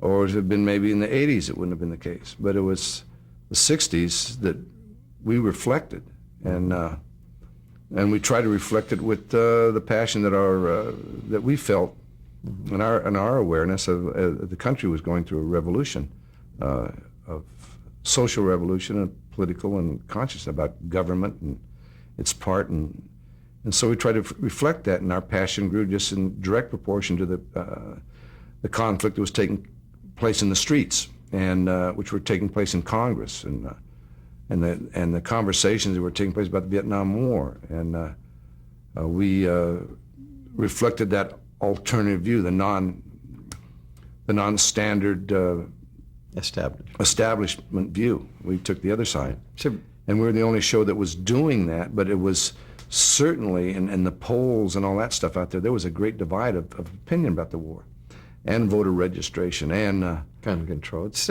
pretty much a lot of the same issues. Yeah, and there was, in our second year, Bobby Kennedy was assassinated, Martin Luther King was assassinated, the Democratic Convention riots of '68 took place, The Vietnam War was going on. At Ohio Lyndon Johnson school. retired, Kent State, the shooting. So there was a lot of stuff out there, and fashion changed from short hairs to a little bit longer hair to mustaches to narrow jackets. Things were just in terrible. so the flight. phrases of those years were short hair, long hair, Dove hawk. a dove or a hawk, or a right wing, left wing, and everything was an extreme, and we went to that other side, which was not being represented in network television or any television. Okay, let's stop there to change the tape. Okay. Where are we? Oh, you were just talking about The Purple Indian. Oh yeah, we were talking about the television show, and a pretty good passion about what we want to do on the show. And when this second show was offered us, Smothers Brothers Comedy Hour, there was about 8 months between that time of the first one going off in a mid-replacement, something like that. I'm not sure. Well, we were on 65 with the first one, and we came back in the 67. So it was about 60. It was the 66 season, mid-season. So I remember when this is pretty interesting because Mason Williams was a buddy of mine who was a guitar player, and he played with us, and we'd done some albums with him, and I knew I was going to make him he was going to be my guy. The rest of them were going to be their guys. And so for 6 months, I remember we had an apartment together, and we had a shoebox. And we had paper torn up in squares. So whenever an idea would come, we just jot it down, throw it in the shoebox. We had about 4 or 5 months of this idea, and he was starting to write a song for a theme song for the Smothers Brothers Comedy Hour. And so he came up with a song, he and Nancy Ames, a singer-performer, which they were having a relationship, and they wrote this song called the Smothers Brothers theme, the Brothers theme. And I brought these ideas, and we had these concepts, and we had the first meetings about the show, and I went into CBS and said, we've got a song. They played it for him. Dun, dun, dun, dun, dun, dun. I said, oh, no one's ever heard that before. You've got to have a song like Bob Hope. Thanks for the memory. Something people know. I said, well, they don't know until they hear it. I insisted. Well, that was the first exercise in the creative control. That became our theme, and it's an incredible theme. So that was the first kind of exercise in that concept. And I remember when the first year we'd get the script on Monday. We'd tape on Friday. I'd get the script and we'd read it. Everybody'd read it, and I'm going, oh, God, geez, man. I'd take it back, and Mason and I would go over it. We might smoke a doobie during it, smoke a J, and kind of look at it a different way. And then we'd write down, I said, that's bullshit, and bullshit here, and bullshit. Good, bullshit, good. So I go to the next reading, or maybe that was a week before, and I'd take it in. I wouldn't want to say that Mason was the one, that Mason and I sat there, because that'd make him a target. So I'd say, this doesn't sound right. It's kind of like bullshit. We have to fix this, fix that. And that's how that little kind of a thing started happening. And so you got a reputation of being very insightful, but it was ill-gotten. So that's how that thing. Okay. So, of course, a lot of stuff got patched because there's so difficult to do a variety show and do the sketches and try to think of clever introductions or interact with a guest that came in that wasn't a character. It's a hard thing to do sketches. Easy to do what Sullivan did, which was classic. They're all self-contained. Everybody came in. And you said, this is an act that does this, he's wonderful, does that. But here we had to do sketches with people we had never worked with and try to figure out, and sometimes they're pretty vacuous. I look back at them, I said, geez, how'd that get through? So the Carol Burnett, she really had a company. They were so used to working with each other, and they're very good in their sketches. So we would say we had a George Siegel, or we had a Janet Lee. Janet Lee came in and did a Mason Williams thing. So how do we use them? Kate Smith. You know, Kate Smith is big, heavy lady. It's some guy. How are we going to use it? Somebody wrote a bit. She was supposed to play Oliver Hardy. You're not supposed to play Stan Laurel. When she read it, we want to put a mustache on her and a hat. This is a lady who said, "God bless America," and she what did she say? Who wrote this? Who wrote this piece? No, I don't know. I don't know how that got in there. That's just awful. That happened a lot with different guests? Most of the time, it never happened. That was a very creative move. She'd have to have a great sense of humor about herself. Joan to be able to do Crawford, it. yeah, Joan Crawford once canceled at the very last minute because she was going to play a queen, and she didn't get along with Betty Davis, and she'd played a queen. She says, Betty already. Davis played a queen. I don't want to play a queen on your show. So at the last moment, Greer Garson came, and she says, I don't care what choice I am. I'd love to play a queen on your show. She was great. Didn't happen much at all. People really wanted that show because it was the hot show. It was a hot show, And and they would be presented they well. knew they would be presented in a pretty good sketch. Yeah. Even if I didn't think they were good later, but as good as could be done at that time. It was a hot show. I would think that a lot of our problems stemmed, in hindsight, from I'm very volatile. I have a temper, and I get mad easy. And I'm one-dimensional. I'm a one-trick pony. My whole life been dedicated to show business, and that show, and I lived and ate it, and it was 24 hours a day. And if I didn't get my way, I have a tendency not to pout, but to have a confrontation. And unlike Dickie, who is more moderate. No, showbiz was my life. I lived and breathed it. I spent it. No, but that's why I enjoyed all the things he taught me. But I had a fatal flaw as having a temper, and I had confrontations with the people in the program practices who wanted something out. I said, "This is so idiotic. What are we talking about here?" I wasn't that rational. Can you give some examples of that? There's so many I can't remember them all, but I would say in the last year when they brought in Bob Wood to be president of the CBS Broadcasting, and they got rid of whoever it was, they brought him in, and he's gonna handle it. He brought me in, we started talking about Vietnam War, and I'm talking about people are dying over there. And pretty soon I was screaming. I remember we had a scream. He says, "Calm down." I'm going. I said, "We got to put this on because it reflects what we're doing in this country, and it's terrible." Well, in a nice way. How about the fight with the boom man? And it was over the flag for hair. So we had Hair on, which a musical at the time was very popular in the 60s, and it was a countercultural show. And we had the production of Hair on the show, and they did a number, and they had the American flag, and they were sewing it, and it was touching the floor. And as I said, everything was very divisive then at that time. And after dress rehearsal, my manager comes and says, "The boys, the crew's not going to do the show if you do that scene with the flag touching the floor. These guys want to go and nuke, Vietnam, and I want to get out of the war." And so there was a confrontation. I went and I said, "What's going on? We've been working with these guys already for 2 years." And it was the head boom guy, big burly union guy, and he said, "I'm not going to do a damn show. You have that flag on the thing." And I said, "Well, let's have a fight." So we started wrestling around on the floor. You know, champion, whoever wins. Whoever wins, and we were rolling on the floor, and pretty soon everybody started laughing, and we got up and they did the thing. But there were strong opinions by the union, by the guys that ran the cameras and did the crafts. And at that time, everybody had strong opinions. There was. Well, I think also that he kept firing our directors. Tommy did, and we ran out of every director who could direct a variety show in Hollywood. We had to rehire when he fired already, and we had to pay him off for the full year and then pay him again to come back. He had a room. I went and visited him. He says, The Tommy Smothers room. Yeah, he says, "This is my library." He had a nice house. He says, "This is my library." Called the little plaque there, Tommy Smothers Library. Yeah. You paid for that.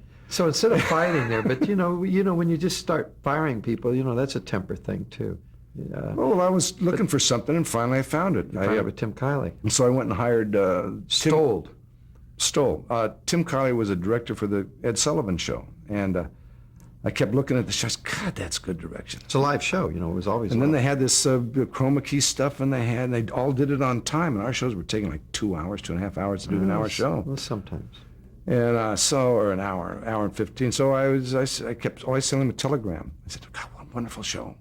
If I was in New York, I'd give him a call. "Gosh, you're so good."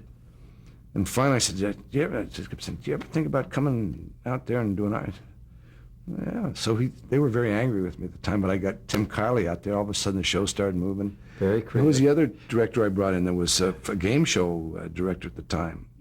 Did the Oscars? The Canadian guy? No, from New York, who directed ended up directing the Oscars. But and part Emmys of the key to making the show live was control over the scenic designer, production designer, because they could set up the scenes so that you have to keep stopping tape, to set things out. And Tommy would say, you get two tape stops. I brought an associate producer in there that knew, and he all of a sudden he says, well, look at this set.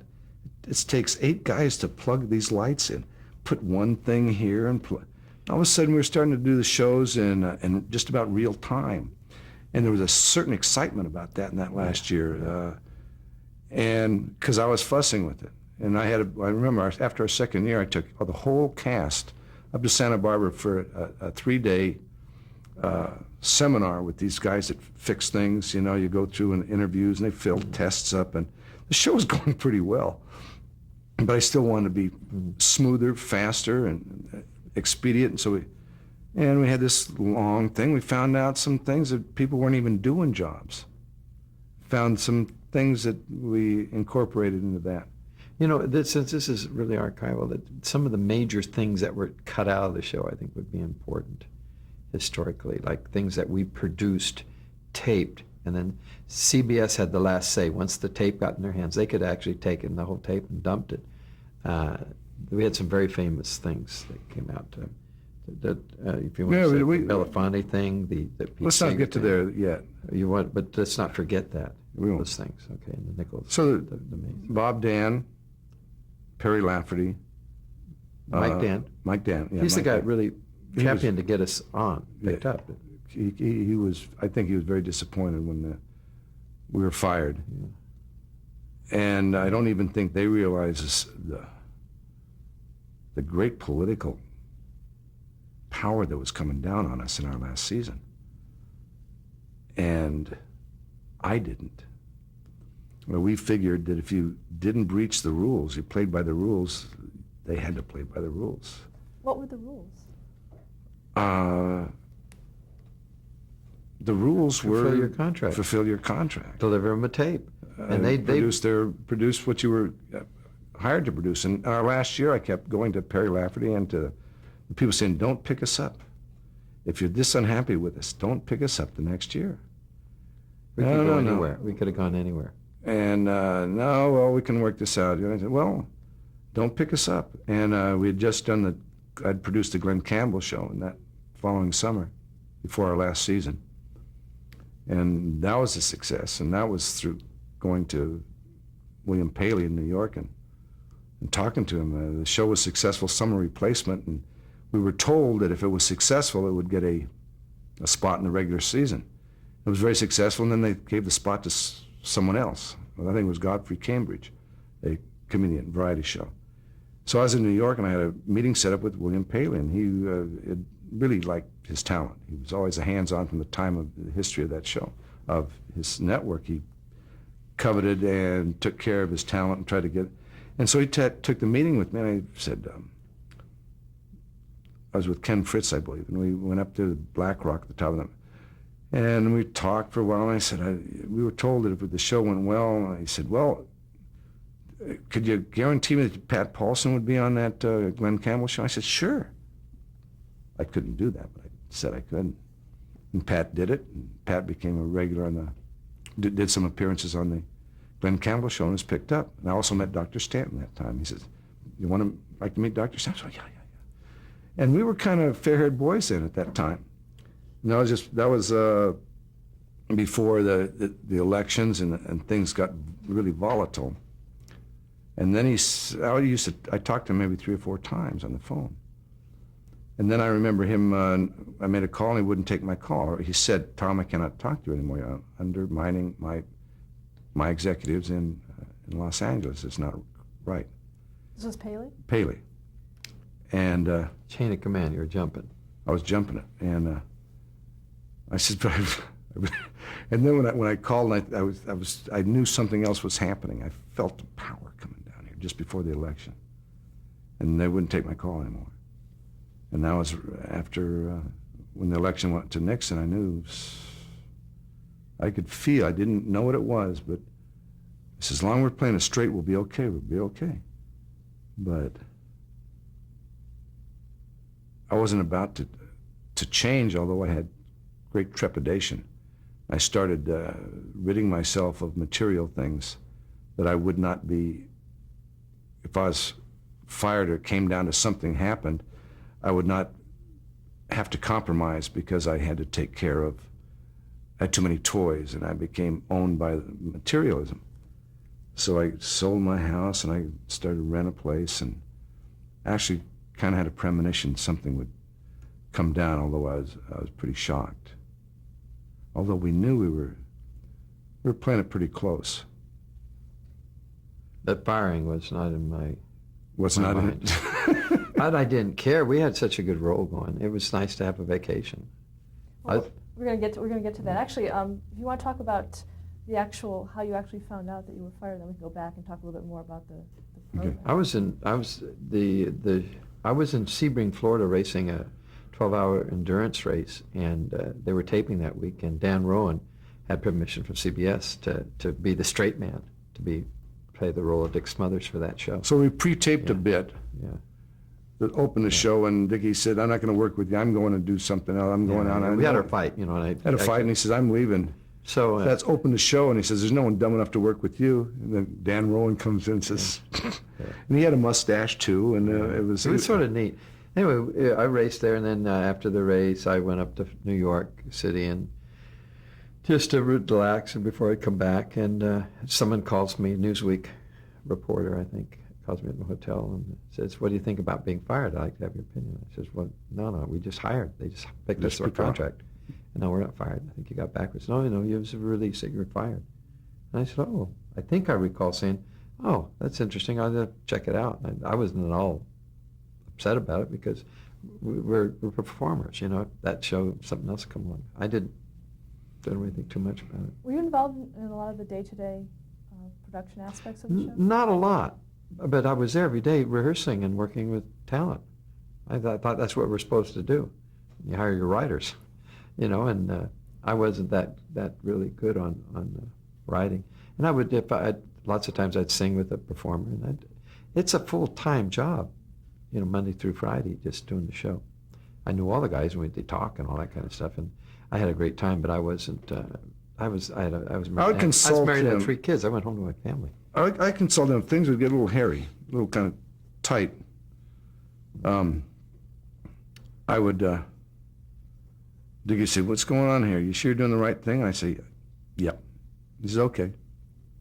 So there was. He'd asked me. In fact, I can't remember a lot of the stuff, but I think the last year I let our managers go. Because I didn't feel they were supporting my position. No, nobody did. Nobody supported your position because they had to work with the networks. William Morris had no support from William Morris. They made lots of money off us in any other show. Do you think they're going to back us and have a bad relationship with CBS? No, it's unrealistic. We're just one show, yeah. We're just one show. It was pretty lonely there. And then when we were fired, I just jumped ahead. I went to my attorneys, show business attorneys, said, "You got to handle it." I said, "We can't handle that. We got too many clients." I go to another attorney and said, "Nah." I ended up going to ACLU to get a defense attorney because it was a different era at that time. There was 3 networks, and many of the attorneys in Hollywood were doing business with them or with agencies. So I was kind of lonely there. I mean, geez, no one's going to handle it. It got scary because I'm going to sue their ass. And you really, First Amendment, all kinds of things. We just had all kinds of plans. Things were very different there, not only politically and all that, but the stars today, they have huge clout. They could muck it up a lot more with all these just like athletes today, too. I mean, it's way out of proportion. There was only 3 places to work for, and if they blackballed you and got you out, you're out. So it was a lot tougher to do what Tommy was doing.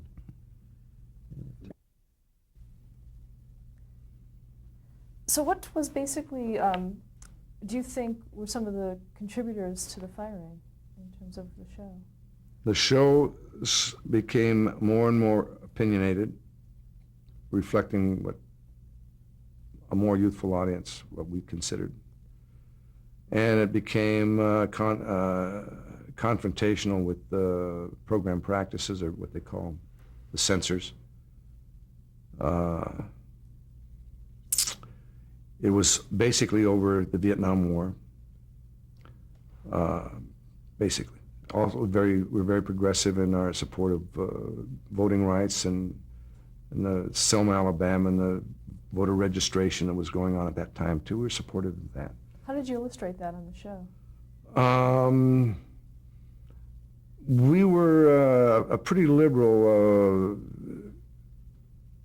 unracist type of show, and we reflected it in our material-wise as far as black-white relationships with some interesting things that were very satirical. My favorite one is newspaper heading says, "First interracial marriage takes place in the South." And comes back, and I'm wearing a clerical collar, and a black man and a white woman.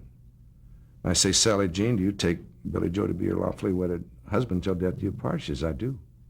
I said, "Billy Joe, do you take Sally Jane to be your lawfully wedded wife until death do you part?" He says, "I do." And I turn, I say, "The rope, please." The rope, please. So they're going to have the guy. Well, sure, that's, blacks loved it. They knew we were saying something. Yeah. I like the Nancy Wilson thing where she was a frog and of a different color than Green Tommy. frog, and I was a red frog, I think. red frog. And obviously they couldn't get together because frogs have different colors. You know, there was just light stuff like that. Did you have trouble with CBS over No, That kind of stuff. no.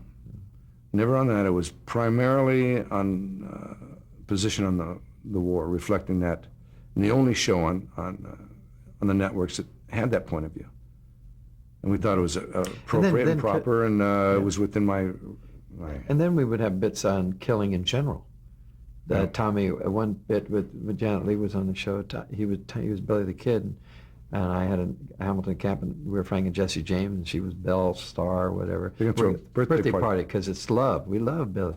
We can't love on television, so we shot him. We just kill him. Can't make love on television, but you can shoot. You can kill people on television. So those kind of things. It was a gentle era, but they were getting the point across. Now, in terms of Vietnam, did CBS specifically say to you, we don't want to hear it? Don't interfere with national policy.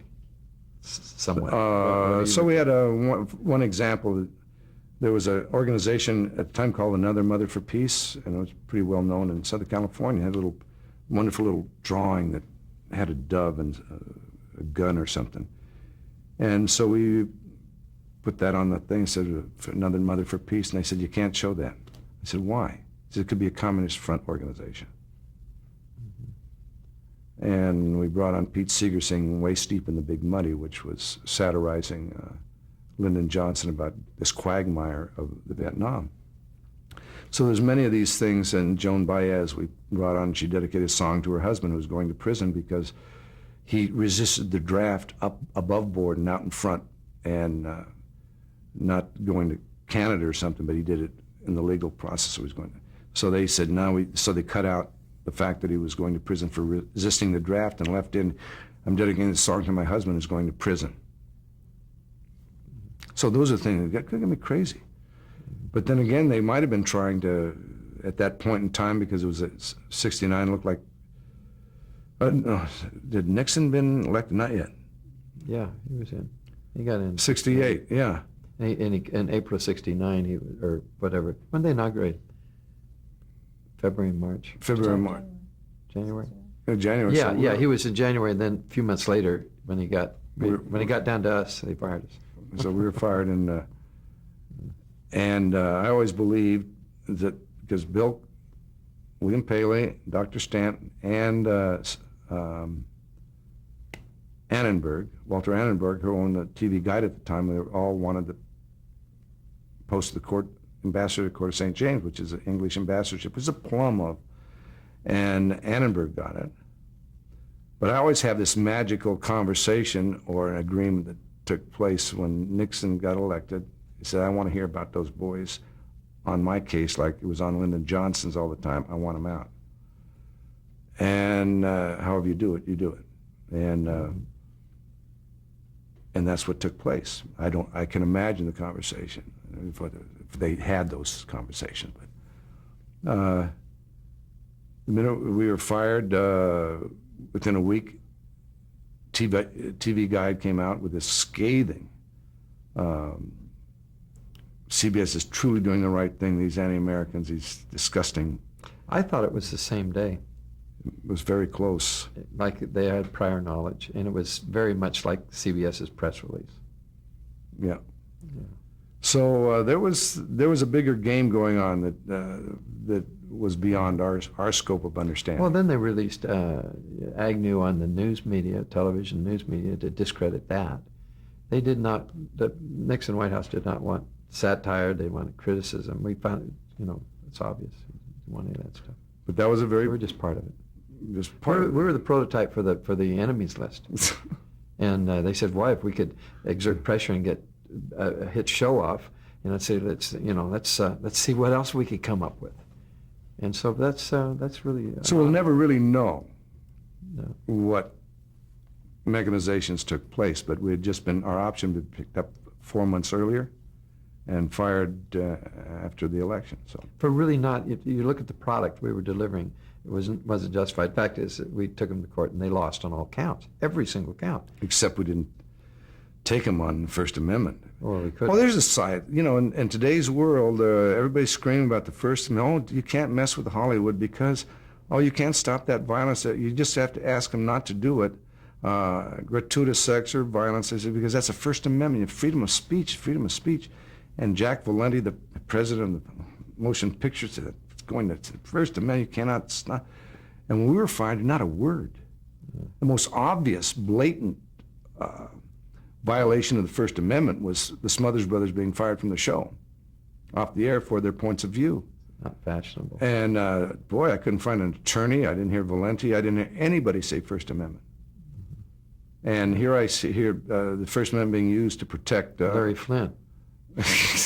protect all these things now that are just strange. But and I guess that's our little bit of a legacy that we're pretty interesting little characters. That's when we were. That's the only time we were ahead of our time. Yeah.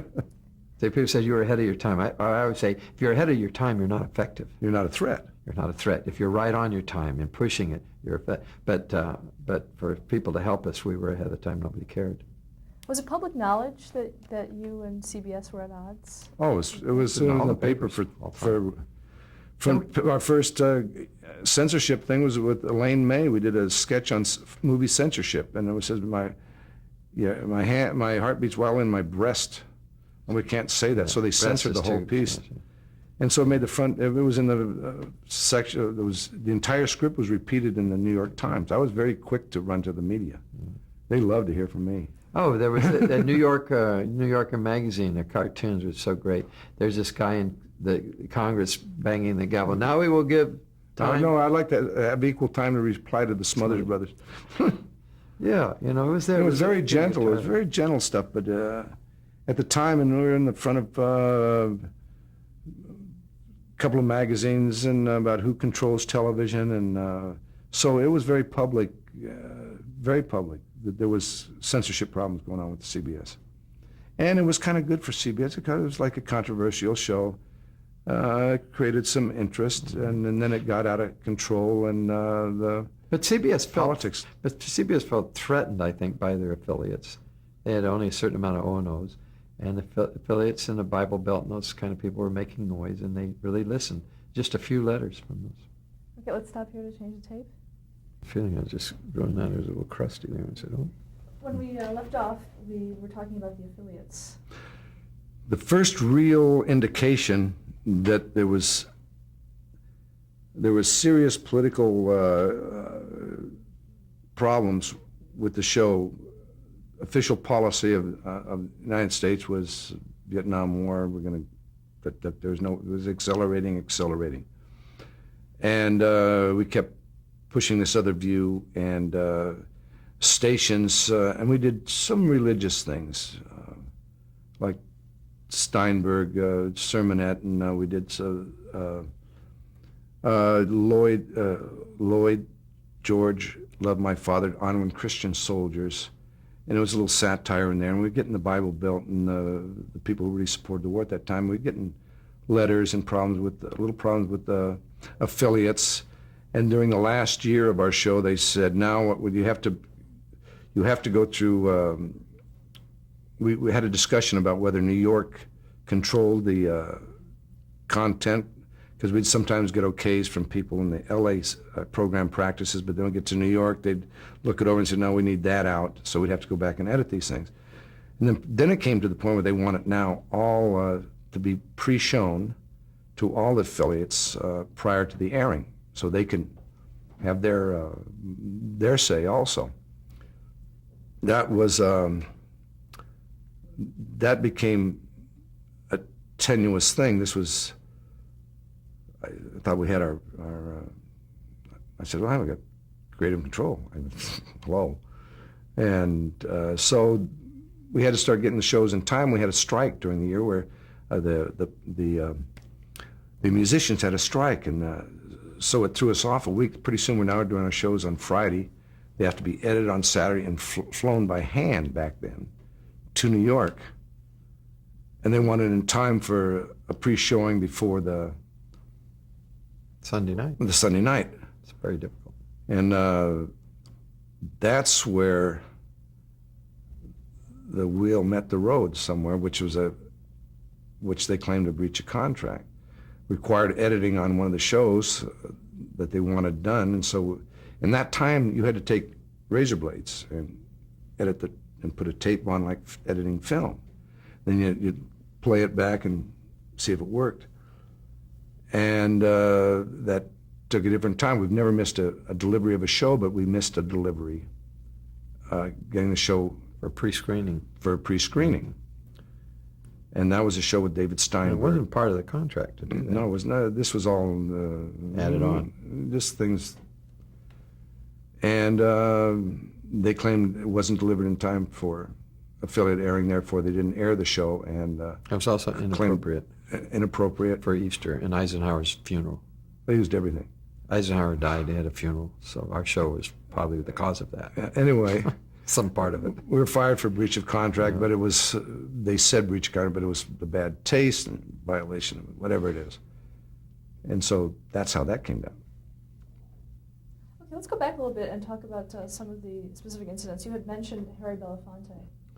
Harry Belafonte was our first show of our third season. And it was somewhere in 68. Was that right after the Democratic Convention? Right after the Democratic Convention. It was our first show it was September of 68. And Belafonte was on the show, and Cass Elliot, I forget who else. Anyway, we did a sketch on the Bonanza, and we also had a thing with Belafonte where he sang a collection of calypso songs against the backdrop of the Democratic Convention. News footage. Of the rioting, of the hitting, interior, people jumping around, acting violence, silly, all sorts of things. And there were some special lyrics to that kind of fit some of the things. And it was a great piece. And they took it out, and they inserted instead a commercial for Nixon for president. So they made some money off of it too. Yeah, so we were furious, very upset. So that piece was never seen by the American public. So of course, I was around when we were fired. I was taking it to everywhere to show everybody the piece. And there was just about every other week there'd be something edited or censored on the show. One of the most famous ones when Pat Paulson was running for president, and he was talking about Reagan, who was governor of California at the time, and he said, Ronald Reagan is a known heterosexual. And they said, you can't say that. Wait a second. Well, some people will take it wrong. They won't know what it means. I said, well, we're not talking to those people. We're talking to people who understand. They might think he's gay or something. Yeah, so there's a lot of things. Dickie said, one thing is, I hope I score. I said, that's a sexual reference, that's taken out. So we had a lot of this nitpicking on one side because he had a little trouble. Tommy, during the frog thing, he wanted to say frigate, frigate, frigate, like the frog was saying, and they said, we know what you're saying. You can't say frigate. So he had to say ribbit, ribbit. So when George Segal was on, we we wrote a musical operetta, Mutiny on the Bounty, where Tommy was captain of the frigate. So I could say frigate. Frigate all he wanted to. These were naughty Those are silly little things. Naughty things that we had fun doing. And then Haas or half Haas. Oh yeah, and the thing was we had thing? It was Haas instead of Haas because her name was Cass. Cass. And all This the is way we Bonanza called thing with Bonanza takeoff. Cass Elliot. And she don't be smart, Haas. Don't be put a whole bunch of words. Smart ass. Wasn't Roosevelt Greer? Yeah, Roosevelt. He was little. He was Dan Blocker's role, a big black guy. It was pretty obvious, irreverent. Yeah. Pretty irreverent. But you know that was the fun of the show. What kind of viewer mail did you get? Very supportive mail, and then we get the bad mail that came in was always they always managed to bring it down and show it to us. Yeah. It was like, oh, you guys are disgusting. The letters like CBS is truly the communist broadcasting system now because we're against the war. And got things like your wonderful father who letters, was too. killed in the war would turn over in his grave if he knew what his sons were doing. So they kind of would Some hate, twitch some me. hates, yeah. But I think the leaders of various religious denominations saw the show as loving show.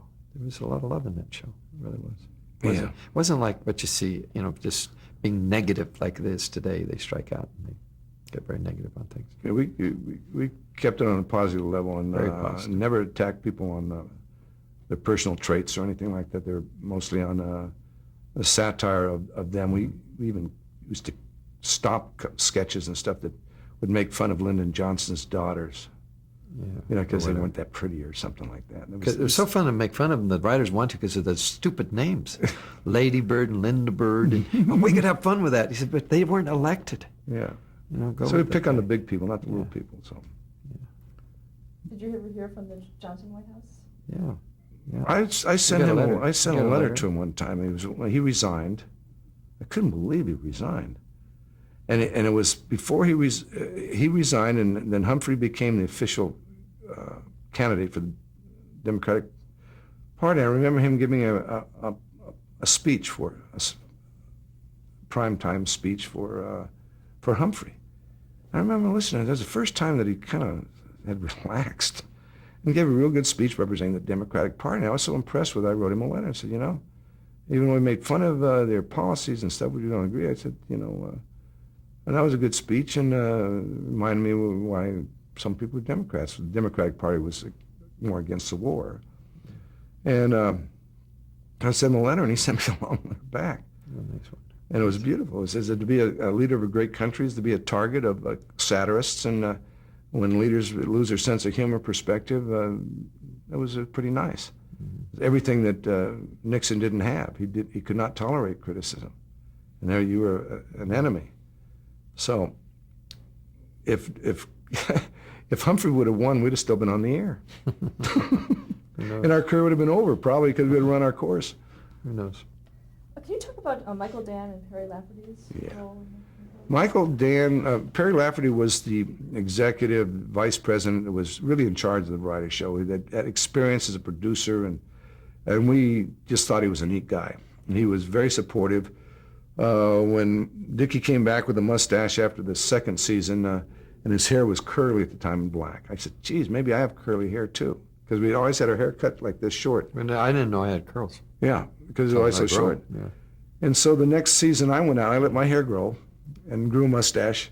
And it just grew long and skinnier and thin and kind of drooped down. So I came on, we started So how did Perry do it? Perry Lafferty saw me. He says, this is going to ruin your career. This is absolutely, you look dirty. It was a little short mustache, a little sideburn. This is wrecking, you guys. And I remember we had the discussion. So I kept the mustache on for about three shows. And I wasn't as funny. It wasn't because of the mustache. I was feeling the pressure of the politics and trying to reflect on that thing. And so we took it off, and it was a very clever piece. No, we didn't tell anybody in the audience except the director and the head writer that Had a fake mustache. had the guy make a fake good mustache. one. It was no one knew it. It just looked just like the other one. And I did something, and Dickie says, "You've disgraced the Smothers Brothers. Stand at attention." Drum roll stop. He It's like takes the you're guitar. no longer a brother. Take that away. Take the guitar, the drum roll's going, And rip the buttons off his buttons tunic, off my you know, tunic and throws that off. And then he reaches up, and I say, "Oh no!" And he yanks the Rip it thing off. off. And the thing is Screams. gone. He screamed bloody murder. You know, and it's- I look, and there's no mustache there. So was a way of getting rid of the mustache without being Losing face. without losing face. that was great. And but Perry was always supportive, and he had a strong opinion about what the Smothers Brothers should do to stay on the air. And he thought that our takeoff on Bonanza was tasteless. He thought some of the things we'd gone too far, but he understood the creative control that we had, and played that. And Michael Dan was also supportive, pretty progressive guy. I don't know how they talk about us now, but I could always. Michael Dan said, "Hold on, guys, when we're fighting, let's see if we can work something out." I mean, this is. I think Mike put his career in jeopardy by really wanting us on the air, because variety shows were starting to fade out when they brought us in. Even though we were sort of a suicide mission, it was like a last gasp.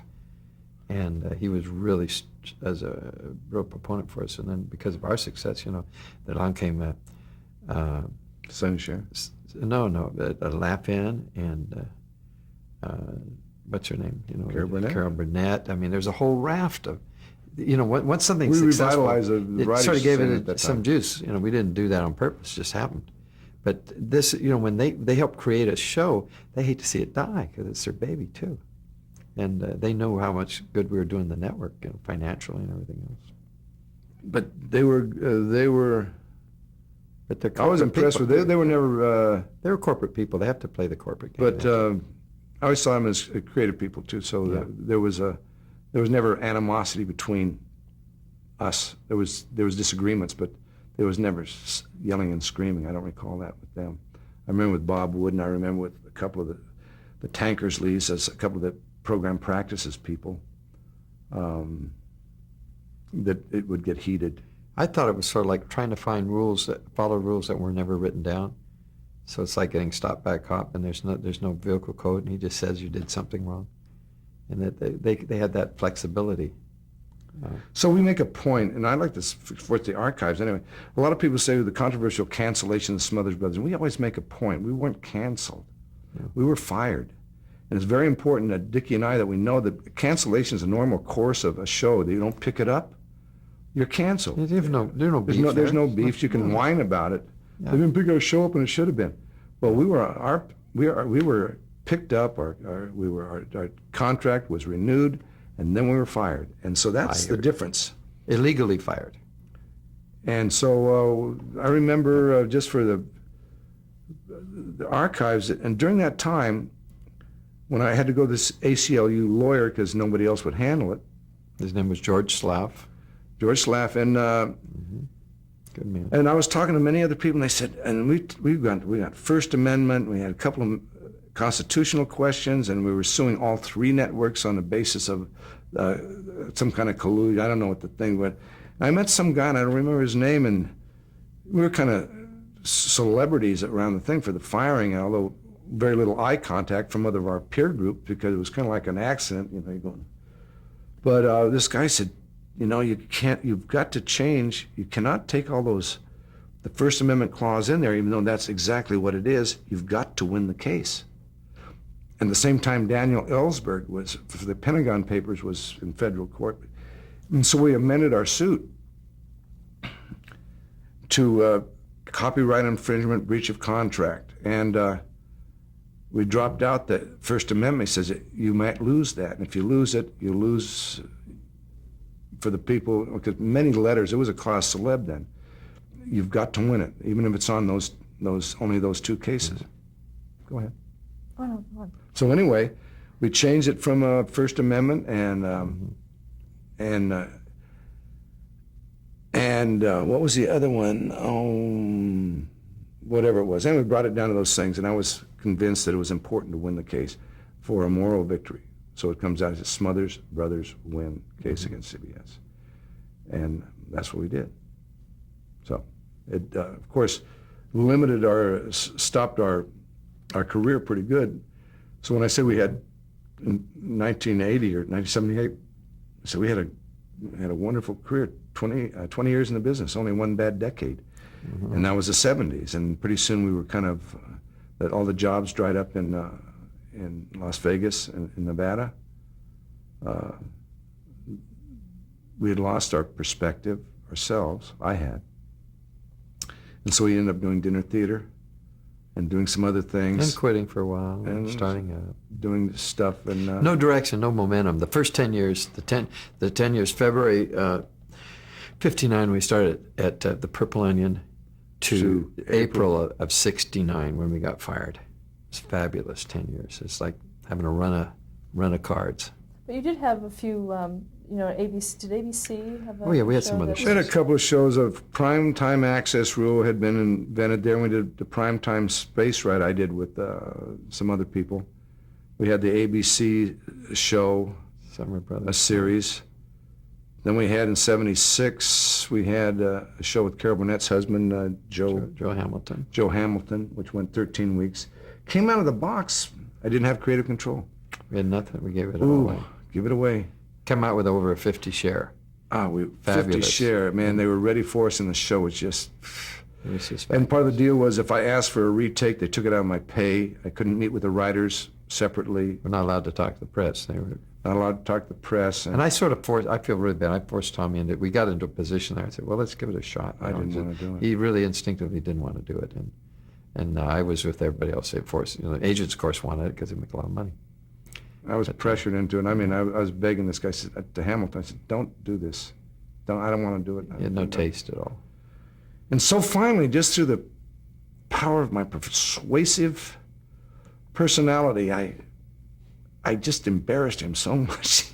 He finally walked from the show. It started like a number 5 in the country. And Joe Hamilton. Joe Hamilton. And then it went down. Washed his hands the of it. worst show, and it was just And we awful. told him from the start, says that's what it's going to do. And he says, "Oh yeah, look at those ratings." I said they Wait didn't till see the next show week's yet. Wait rating. till next week. So it dropped down. And But the so- shows that Tommy. Then he and walked I away, and got to do, NBC gave me control. Go ahead and do your last 4 shows. And They were brilliant. Brilliant. just brilliant. So close to. the best shows we ever did. So I always tell talent, when you have talent and you've got the heat, you've got the power, you've got to exercise it, because with it, if you're the hammer, strike. Because how many times in a career do you have that situation? When I watch television now, I see these hot properties coming in. I see them fade, and like Foxworthy. It was a terrible show. He had all this. Jim Foxworthy, hot comic and everything. He's wonderful, redneck. very They funny put him in guy. a sitcom that was just. I knew he didn't. He was coerced into something, and I'm seeing this Norm, the same thing, struggling. I saw with Martin Mull, a great satirist. He had his own show, and they put him in a sitcom. And they put kids in it. All of a sudden, the sarcasm's gone, or that irony, or whatever it is. And then I see other people like Roseanne, and a few of them step in and take charge of their life. And if they fail on their own. You want to fail on your own level. And the times that we've failed have been invariably the Not in control. control. We're The not- control had been in someone else's hands. Although we, Well, we've done some things where the timing's just not right, and the people just don't tune you in. but every 5 years in our career, for our whole life since we started, every 5 to 6 years we had a series. Except this They'd always said this is the first last time. decade. The '90s is the first decade we've never had a show. Is that something that you want? That you Yeah, we want to always do? enjoy that. It's Or at least just some successful infomercials, something. People don't know. They see on TV, they think it's a program. So you saw your show. You make a lot of salad on that show. It's a chopper. No, I like the We thing, made- though, the reason we sustained so long was because we weren't a television act only. We weren't an actor looking for a series, and we had a skill that we can go out and perform. Yeah.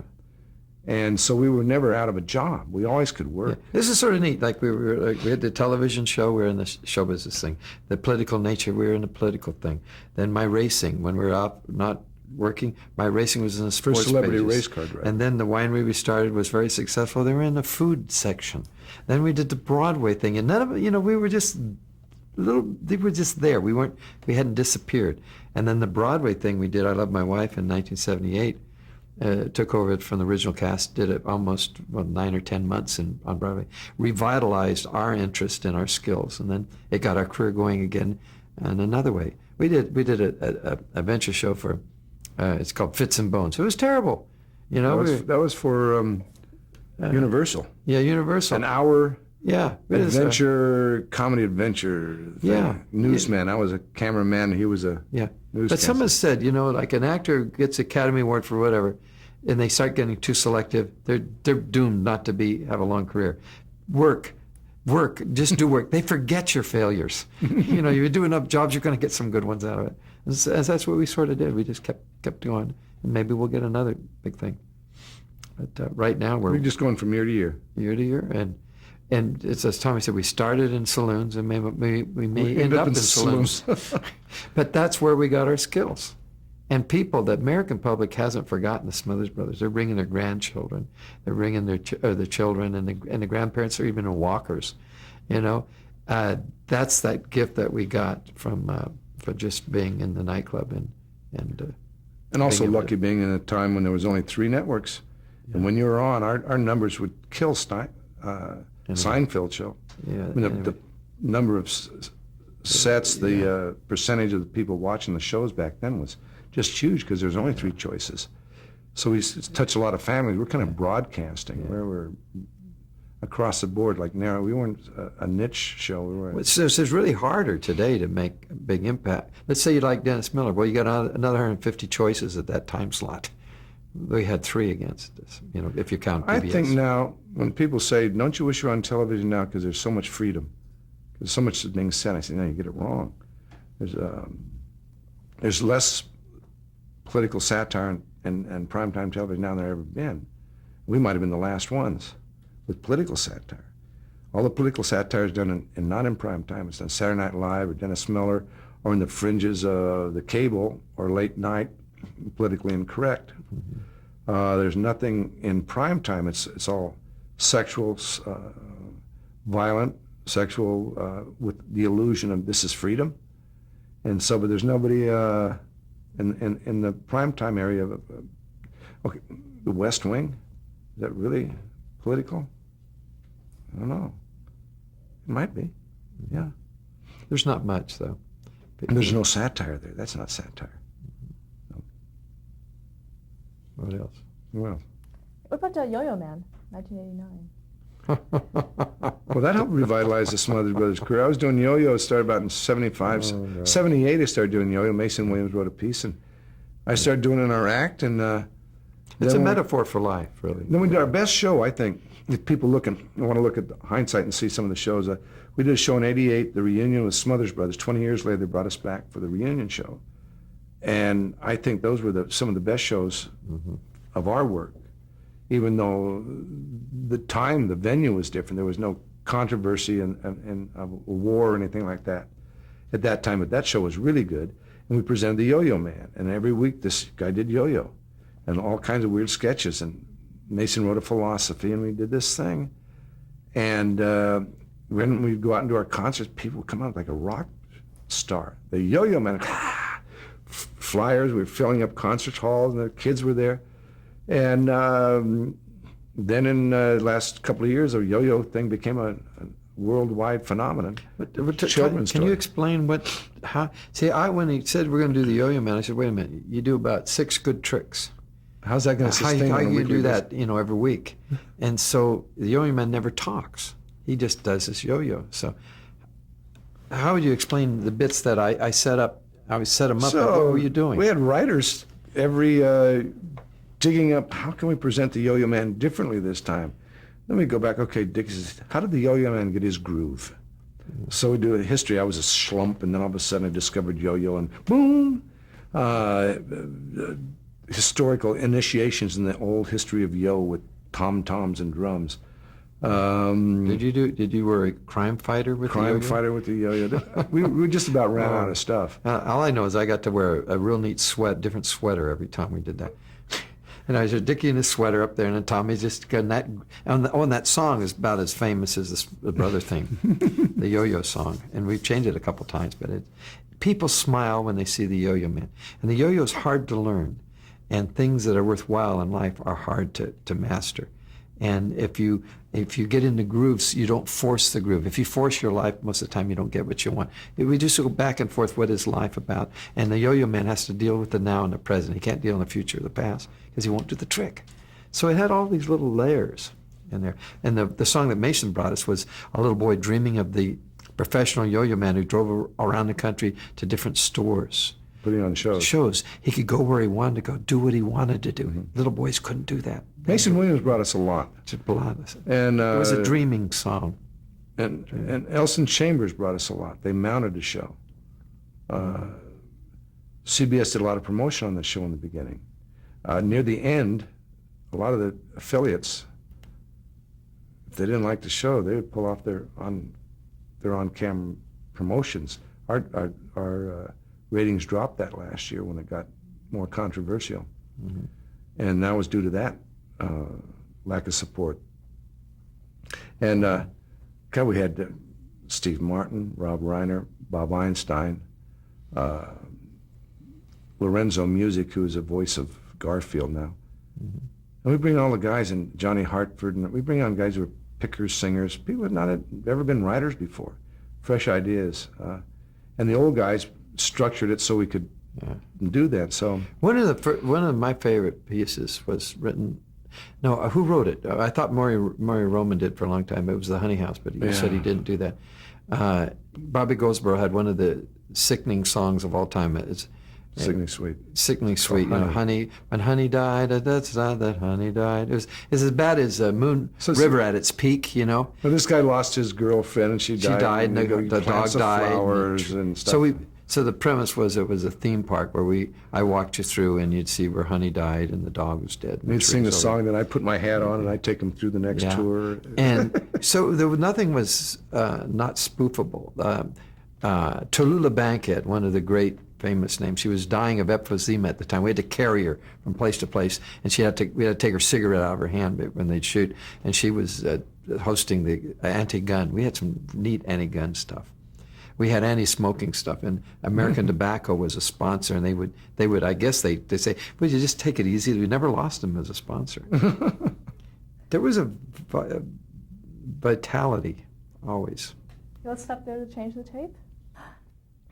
We were talking about a few things on the Smothers Brothers Comedy Hour, and we were talking about the writers. And also, did you every year you had a show that the writers appeared on? Is that correct? We always had a family show where the writers would appear. Nelson Riddle was our conductor, musical conductor. We'd present him playing the trombone, present the band, present the dancers in their special thing. They really feature, or the singers. And then we interviewed the choreographer, or Steve Martin did his piece. So they all got up to do their little hunks, and we always thought it was fun. It kept a nice morale. There was, and Rob Reiner and Steve Martin, they all, and Elson and Chambers and some of our managers, they all go back. When I see them again, they say, that still was the best ride we all had. Look back at it, there was nothing as vibrant and as exciting and as powerful and audacious at that time. Even though you look at the shows, people can go back and look at them and say, it doesn't seem that way. But it has to be showed in the context of the times. If you kept showing the riots and then show some Smothers Brothers stuff, you'd see this juxtaposition. But they all hold that as kind of their highlights. One of their highlights in their career too. It was exciting, and I don't think I was well liked.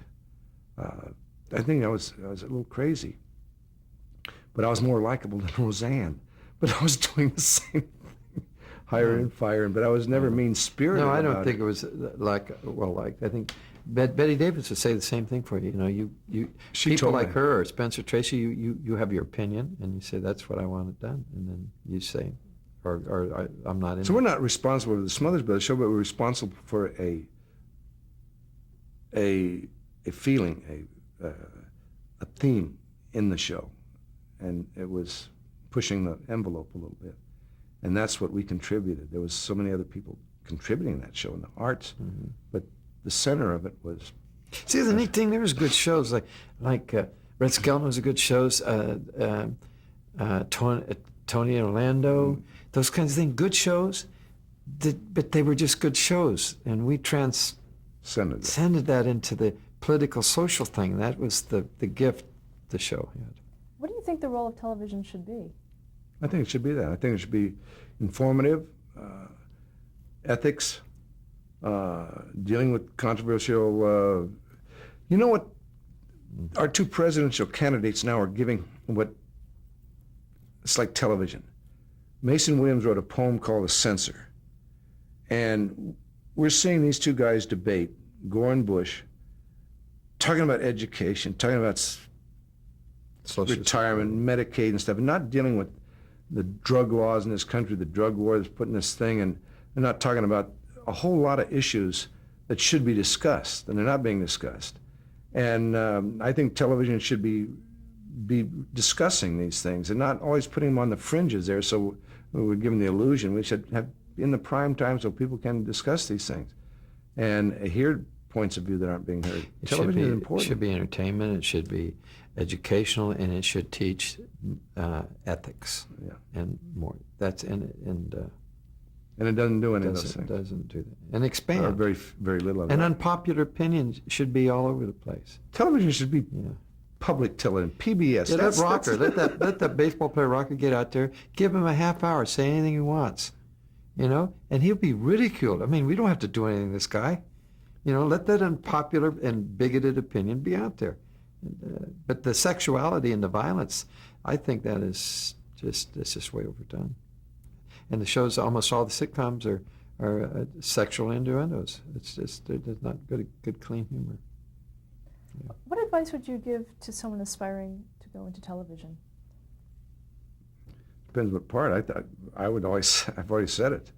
You got to remain true to a certain code that you have. And I think the same thing is you read a little John Grisham book, and everybody in first year law school have heightened high expectations to change the world and do good. And by the time they get through law school and they get into law, everything's been... They're chasing ambulances and doing all this sleaze. Yeah, it's softened the same way in the business. It's kind of interesting to take a point of view and carry it with you. Try to do the best shows. You see the work of some actors who you see a consistent over their career. You see them dealing with the subject and it has a sensibility to it that carries through in the films. You see directors that have a certain sense. Do people really want to get into television, or they want to use that in a way to something else? You're going to be a writer, a performer. It could be a play. It could be a film. It could be television. So, I tell you, I would say I'd study real hard and have a backup job because it's not a long-term thing. It's not a secure thing. It's very hard. It's a very hard profession to make a living in. But whoever knew that the Smothers Brothers would end up being some kind of a cultural icon and a reflection of a certain point of view that the country held at that time that was not being seen on television. We had no idea that this was going to be our fate, or that we would be tripping along and take a position. I became a poster boy for freedom of speech. It was a strange thing, because if you never tell a comedian, don't say that, because they will. Don't ever tell certain type of people you can't do that, because they'll do that. And if they just probably let me alone, I would have probably been far gentler. I don't know. Yeah. But that there's a tendency that happens with people that are stubborn or are contrarians by nature. Don't you think? Yeah, I think so too. The question on the television thing, it's sort of a bigger question than that even. It's like the public schools, basically gave us our introduction to music and drama and all those things, and that's out of the schools a lot. And the writing and the creative aspect of, which is your question, is what's your advice to creative people, basically? And television is just one of the outlets. I don't know how you could do it nowadays. It's a funny thing because, Dickie, you know, we came from the schools. We got our ethics, we got our morality, we got our music, we got our things from where we were raised. And we stayed naive right into, all of a sudden we dealt with television. They said, you can't say that. And I said, wait a second, it's the truth. Or it's like George Washington, always tell the truth, you know. I cut it down.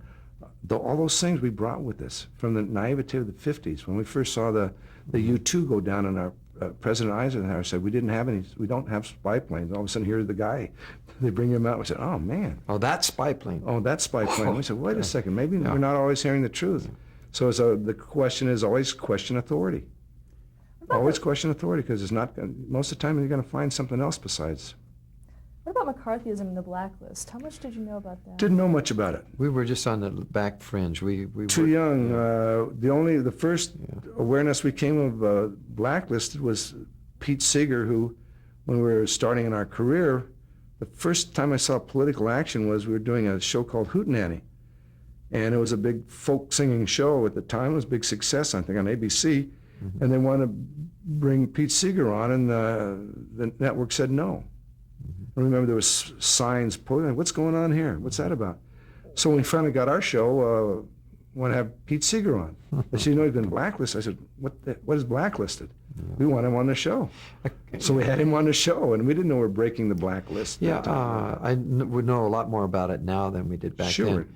But in 1959 at Purple Onion, across the street, the Hungry Eye, another nightclub, a guy running the lights, just a light man. Alva Bessie was a blacklisted writer.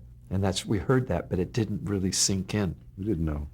At the same time, during the early 60s, and Steve Allen was very active in a thing called SANE. SANE atomic, it was for nuclear weapon thing. I didn't know he was, what that meant.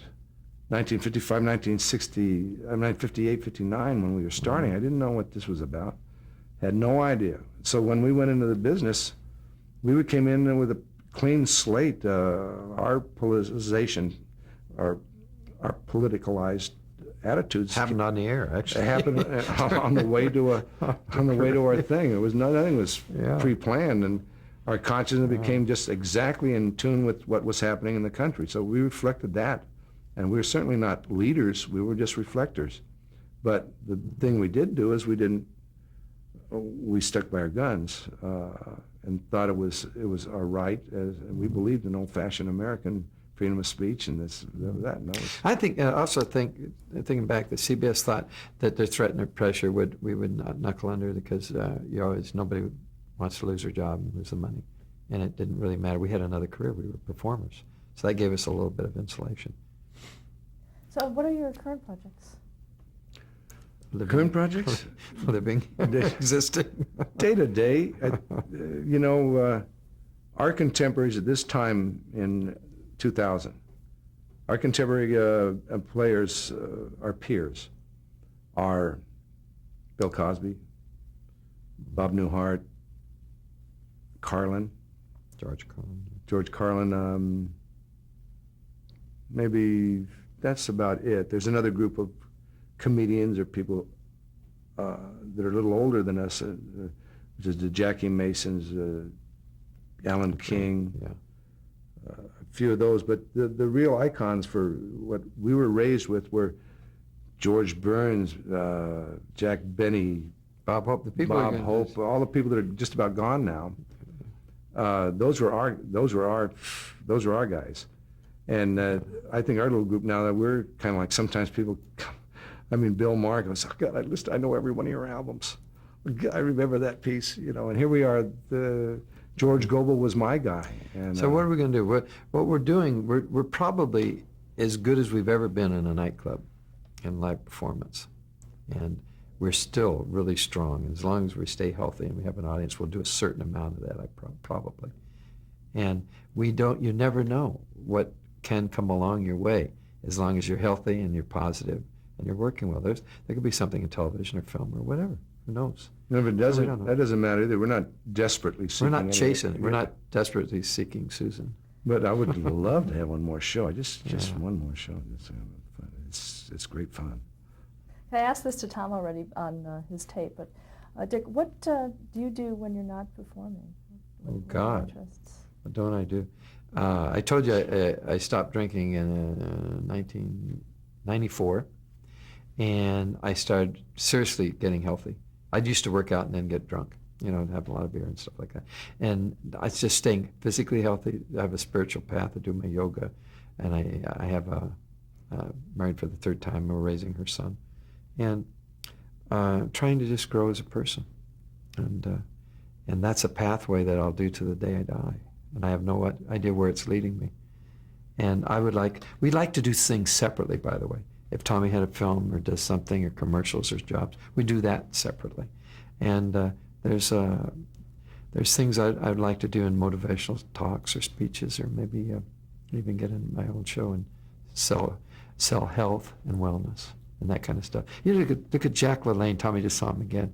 He's been one of my idols forever. You stay... He's 80-something. Yeah, you stay active physically, nutritionally, spiritually, and you just walk through life and people say, God, what do you got? Well, maybe I got something I could give some people and help. I walk through drinking, smoking, carrying on.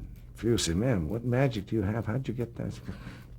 Yeah, I may be been there. Tommy probably outlived me, and he'll have his drunken friends looking down at me. I'll be the healthiest looking corpse, and they'll say, "Just do you, Dick? You look like you could get right up out of there. You're a really good looking, healthy guy." You don't know, and it doesn't bother me. We've done so much that we've been so blessed. There's got to be a God up there, because we didn't deserve what we've had in our lives. It was there. We didn't. Earned it. We didn't disrespect it. No, we worked hard at it. We worked hard at it, but a lot of people work hard and they don't get the breaks we got. Yeah, we got beautiful breaks. Would you do it again? Oh, in a minute. Yeah. In a minute. And probably do it the same way. Well, you couldn't go with foreknowledge. The trick was you have to do it just as naive as you did the first time. It'd be fun to do it again. Yeah, the people say, well, if you could do it again, when you handle it the same way. I said, well, I didn't have much choice. There was such a power and a strangeness happening back then that you were carried by it. You had to. Yeah, I had to speak it. I had to say it. Oh, here's another thing. The people, we were at Hollywood Bowl, two guys in the middle of Hollywood Bowl stage, acoustic instruments playing to 15,000 people with a lake between you and the front row. And the people are going like this. There wasn't a lot of love there. There wasn't familiar love. You're hot, and they say, boy, they're great. Now we come and we do the shows, and there's people that have seen us since that time, and they're bringing in part of their life and their life experience. Like we're one of their hit songs when they were young. We're one of their family. We're part of their life, and they bring us so much love that you're almost embarrassed. But it's a different feeling. It's not as crazy as, Ricky, what's his name, the hot new singer, but it's a better, fuller feeling when we perform. And my last question is, what do you think is the Smothers Brothers' legacy? Mom always liked you best.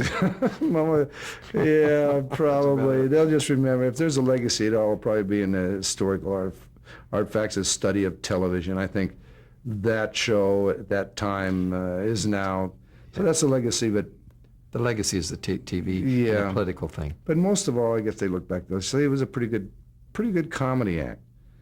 And that's all we were, except that we happened to meet in time at a certain point. We met the scene of the accident, and therefore it elevated it above what we really are, as just performers and pretty good ones. And that little scene of the accident kind of elevated. Say they handled themselves well in that